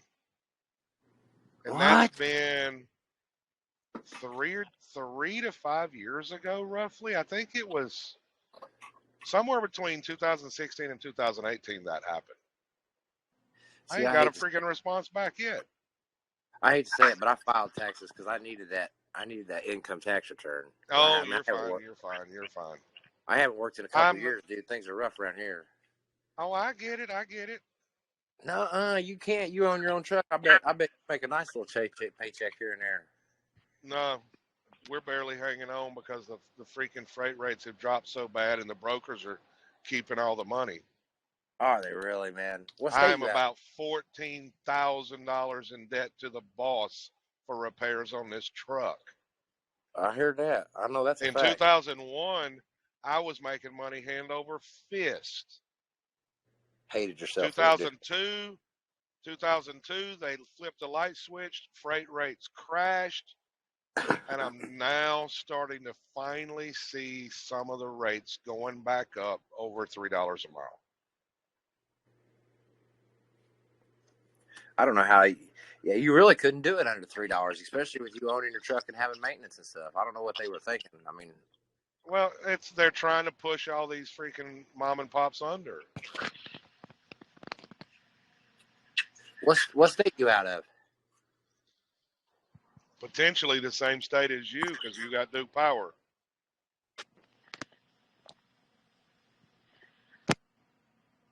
Now, were they $3 in 2001? Oh No. man, I was making $4 and $5 a mile in 2001. I was bringing home $5,000 a freaking week after expenses. But if it's $3 today, then effectively it's half a dollar if you subtract inflation. I mean, I saw an immediate drop in my bring home by $1,500 because of the price of fuel and the drop in rates. But Jeb, did you hear what I said? Potentially the same state because I ain't got no electric. No, because you have Duke Power. Oh yeah. North Carolina. I'm in Indiana. Duke Power's in Indiana? Yes, man. They're reaching everywhere now, dude. You know Duke Energy prints their own money, dude. Oh? Dude, I got some paperwork on Duke Energy's backdoor, man. I got a thing that says on here, basically your bills or whatever you want to call them, they're basically dividends. Well, yeah. Well, like I got a a whole co-op. thing. I got a whole thing from Duke Energy where you can deposit you send it into them to let them know you're going to be deposit your dividends and shit. You don't even have to do the power of attorney through the bank and then have them put it to the treasury. And I mean, you supposedly can do it right through, but I haven't had any success because when I go through, they say, well, you're not a shareholder. They start talking to you like that. That's that pushback. But Well, here's something else that you don't realize. Under the 1995 IRS Paper Reduction and Privacy Act, they tell you you're supposed to do one of two things: a tax return or a statement. What do they send you in the mail every month? a statement. Why aren't you doing your own? To who? Now that's the question. And that depends on what you're doing. Okay. I mean, could you send them back a statement in negative numbers? Yeah, with a coupon. Right. Could it work? Possibly. But I look at it because I'm a truck driver. I'm not at home to handle my bills every month, or I'd be sending them to the freaking trustees. Since I'm not home to do that, I'm doing it different. Once I get done with the probate court, then I'm going to be writing my letter to the trustees and saying, hey, slavery is illegal. You need to reimburse me for my expenses for maintaining the trust, and do the administrative process on that. They can't deny that. That's a guaranteed. No, they can't deny it because under the principles of law, they cannot deny that you're the agent. Right. If they own the property, for them to say that it's you, that means they would have to say that slavery still exists. And they'll never say that. And they'll never say that, but here's my take. I told you I got the 8-page plea agreement. I stood up and I told the judge, I laughed at his face. I said, Your Honor, this is a play on vocabulary, and we're both adults here. He said, don't say no more. I don't want you to incriminate yourself. An 8-page plea. They tried to bury me in vocabulary. Yeah. They said that I can't drive, right?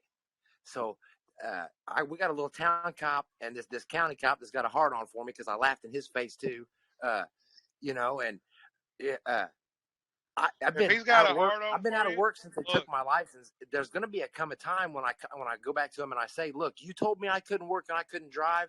Then you were responsible for everything that I have, because them telling me that and taking my right to travel, that's pretty much saying that they're going to accept responsibility for me and my family. If I can't go to drive to work, what do you want me to do? Hey, not only that, when the judge gave you that order, Say, hey, I will be more than happy to accept your order. But since slavery is illegal and my time is valuable, who do I send the invoice to? Human resources or accounting? Look, just ask him. Yeah. I mean, a plea agreement is a contract. I can prove that. Can you? Yes, in the restatements of the law of contracts, second, I've got 74 citations that tell you it's a contract.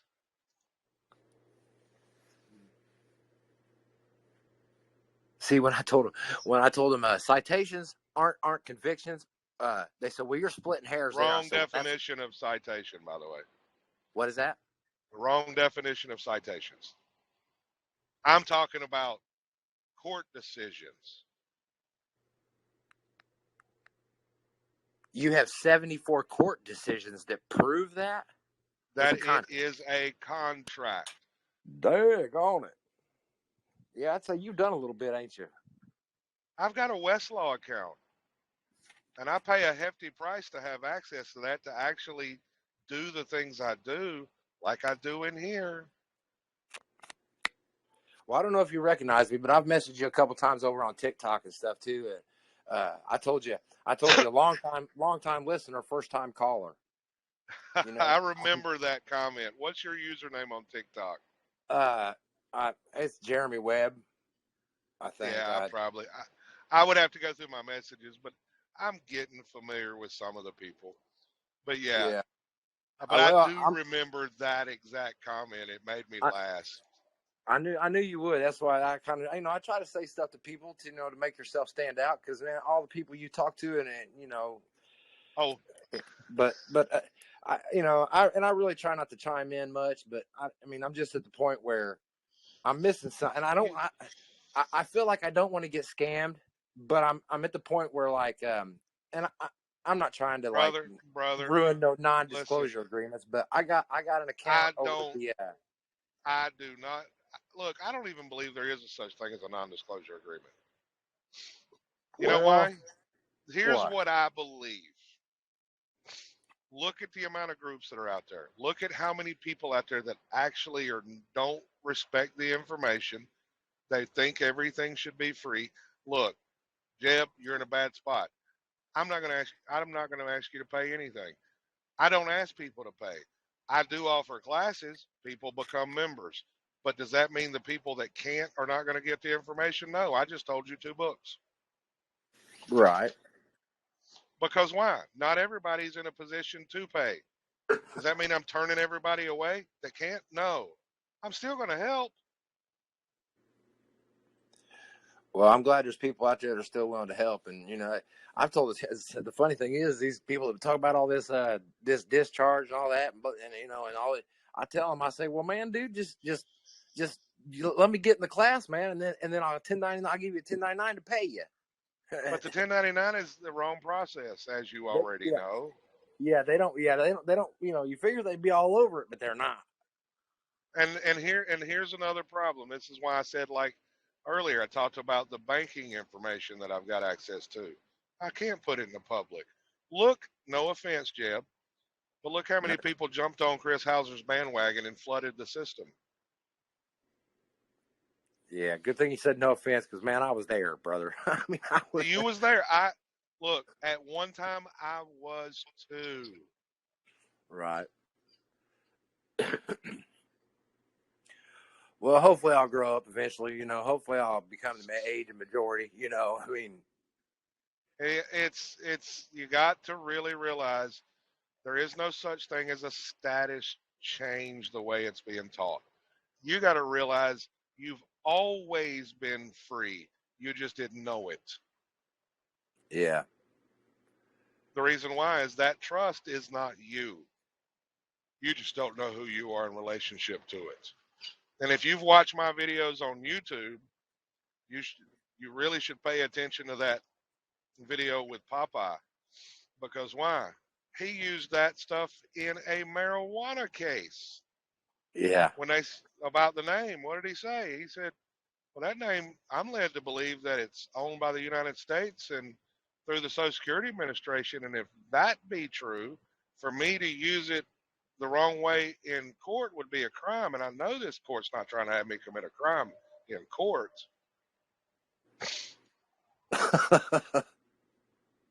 He made the judge call him peaceful inhabitant.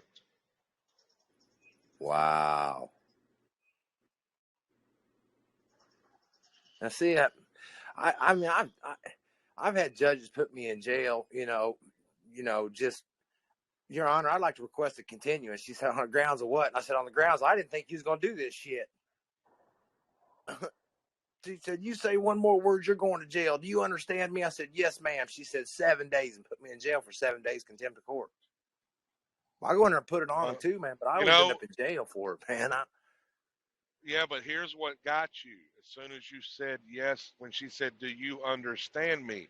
And you said, yes, ma'am, you consented to going to jail. Right. I would have popped back and said, no, ma'am, I don't understand, because the way I see it, you're trying to violate my First Amendment right. At least that's what it appears. Or I would have said, no, ma'am, I don't understand, because that's the appearance of violating my First Amendment right to freedom of speech. And I know this court is not trying to do that.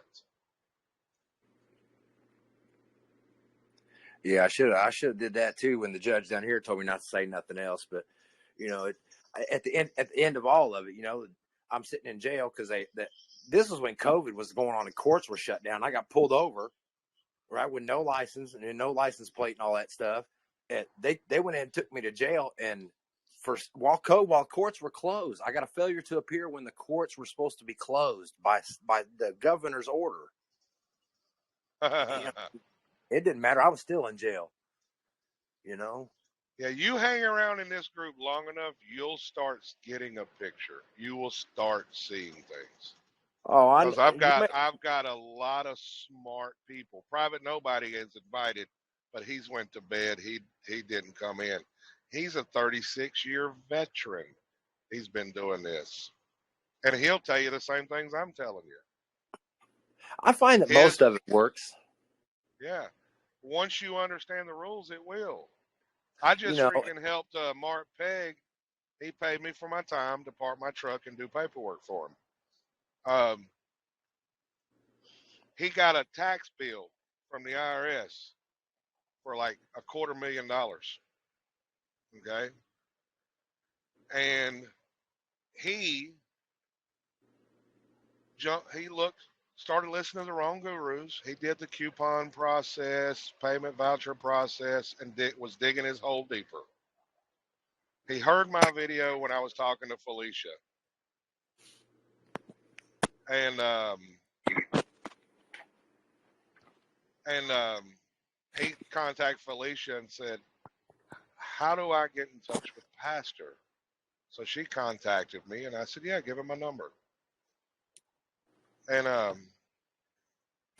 he told me the situation, showed me his documents. And I said, I can tell you how to fix it. He said, how? So I started telling him about the law of agency and how that's not his name, et cetera, et cetera. And he didn't quite understand at the time. And he said, if I pay you to do my letters, will you write them for me? I said, yeah. And so he did. And I wrote them, and he looked at my letters, and I said, is it really that simple? I said, yeah. So we sent everything to the trustees. Sent the first notice. He went and logged into the IRS account a couple weeks later. There's another letter there. He hadn't got it in the mail yet. So we sent that letter to the trustees again. And then we haven't heard anything since, right? And then on the third notice, this time we did the same thing Mark did. And we sent them copies of everything we did to the trustees and said, if you continue to say that I owe it. I will be more than happy to. And we used Mark's letter, and he hasn't heard anything since until yesterday. And he got a letter from the Social Security Administration. And at the end of the letter, they said, we will not be talking to you at all about any Social Security trust. And the signature was a stamped signature that says Social Security Administration. No. And they made a bunch of claims that he did not say or did not do about what he was implying. So we are working on a letter to send back to them. Now, this time, he said, I want to write the letter to see how I'm learning and how I'm doing. Will you go over it? I said, yes, sir, I will. Right. And we're getting ready to send them another letter and correct their errors. And this time we're showing evidence that it's their property, which means they're the liable party. Right. And that should be for like everything. It is. If you attach the social to it, it's trust property. And I don't know why you had. I don't know why. I don't know why you had to say it like that, Pastor, for me to understand it. I don't know why you had to word it like that for me to put it together, dude. I don't know why. Why can't I? Look, you got to stop looking at that name as a first, middle, and last. Does Microsoft Incorporated have a last name? It's not incorporated, right? Yeah, No. Incorporated is not their last name. Right. You just see John Henry Doe, and you think it's a first, middle, and last. Now, see, I have a DB. Funny thing is you said earlier that you thought that banker could see your document stuff. Yeah. Look, dude, I started doing all this, so I went and got a DBA, right? And my DBA is not my name. My DBA is buy it now, all one word. Because I used to do eBay and stuff, and that was my name on eBay was buy it now, all one word, you know. I get that. And I got a water bill because I was, back and forth. Some people call it arguing, I get a kick out of sending them stuff in the mail and waiting for the response and arguing with them through letters. I may be weird or whatever, but they sent me a bill that said buy it now on there. Now, I never told them about my DBA. They knew about that EIN and that DBA, and I had never said nothing to them about it. And I only got one like that. And anyway, look, let's go back to the name thing. Okay. You have no firsthand knowledge that's your name.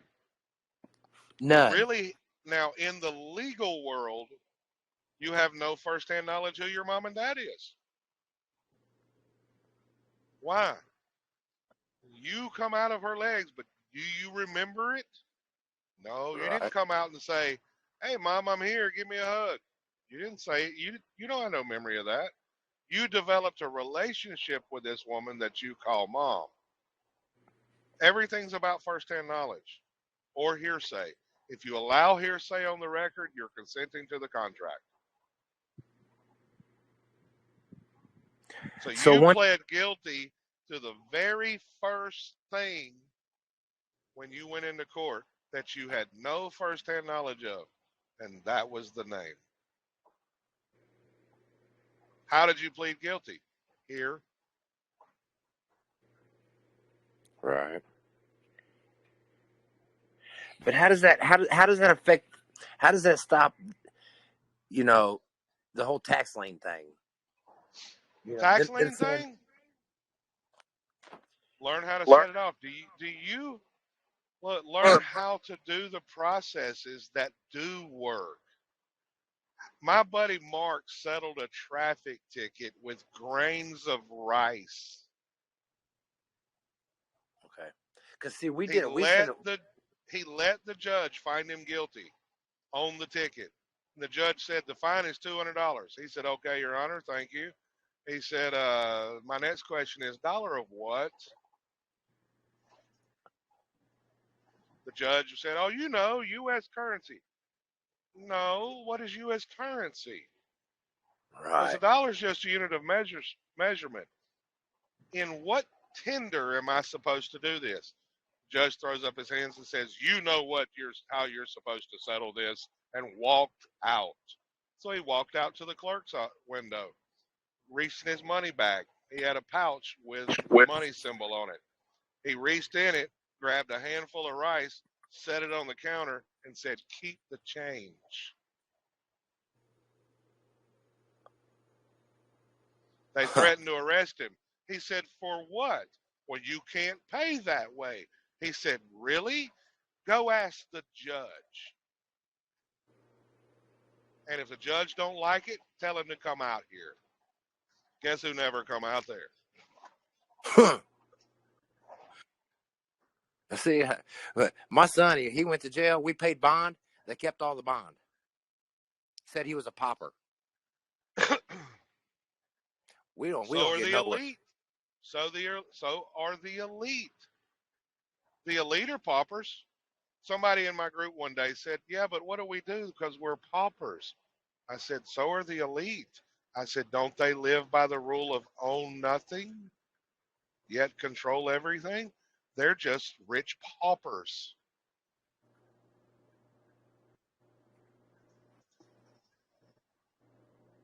You have to literally change your way of thinking about everything. And when you do, things start making sense. It all makes more sense right now than it had, believe it or not, in the past couple of years. I mean, like I said, I don't know why it took you saying it that way for it to unlock it for me, but Now, somebody sent me a message about child support. Same thing. Child support's under Title 4 or Title 5 of the Social Security Administration. They're attached to that trust. The question I have is did you have a marriage license? No, sir. Because if you did, then it would be a whole different game because a lot of people actually they go into court and file for divorce. I say wrong thing. Do an in rem action. Why? Because when you pay for a marriage license fee, a portion of the fee goes into a trust fund. That makes you and your spouse an investor in the trust. Now, under an in rem action, as an investor, you have certain rights. You can sue the state, you can sue the spouse, and the undisclosed trustees of the trust.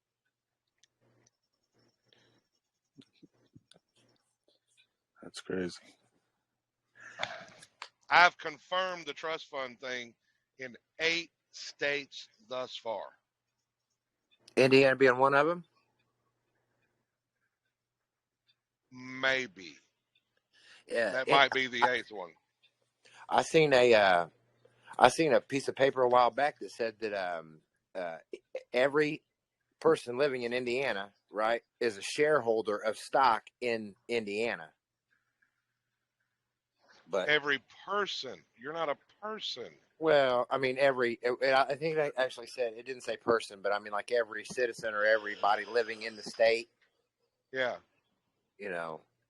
Well, if you're a shareholder, start doing your stuff like you're a shareholder. I haven't, like you said though, that was the only evidence I found of it. But I mean, as far as proof, because like you said, they're not going to admit that you're property or nothing, and you don't have actually any proof of any of the trusts, or because if you have proof of it, what doesn't that kind of change the whole scenario about? No, you have proof of the trust, but no, you don't get access the way you think. Again, you were doing a DBA in a business, right? Right. Now, if you were the agent for the business,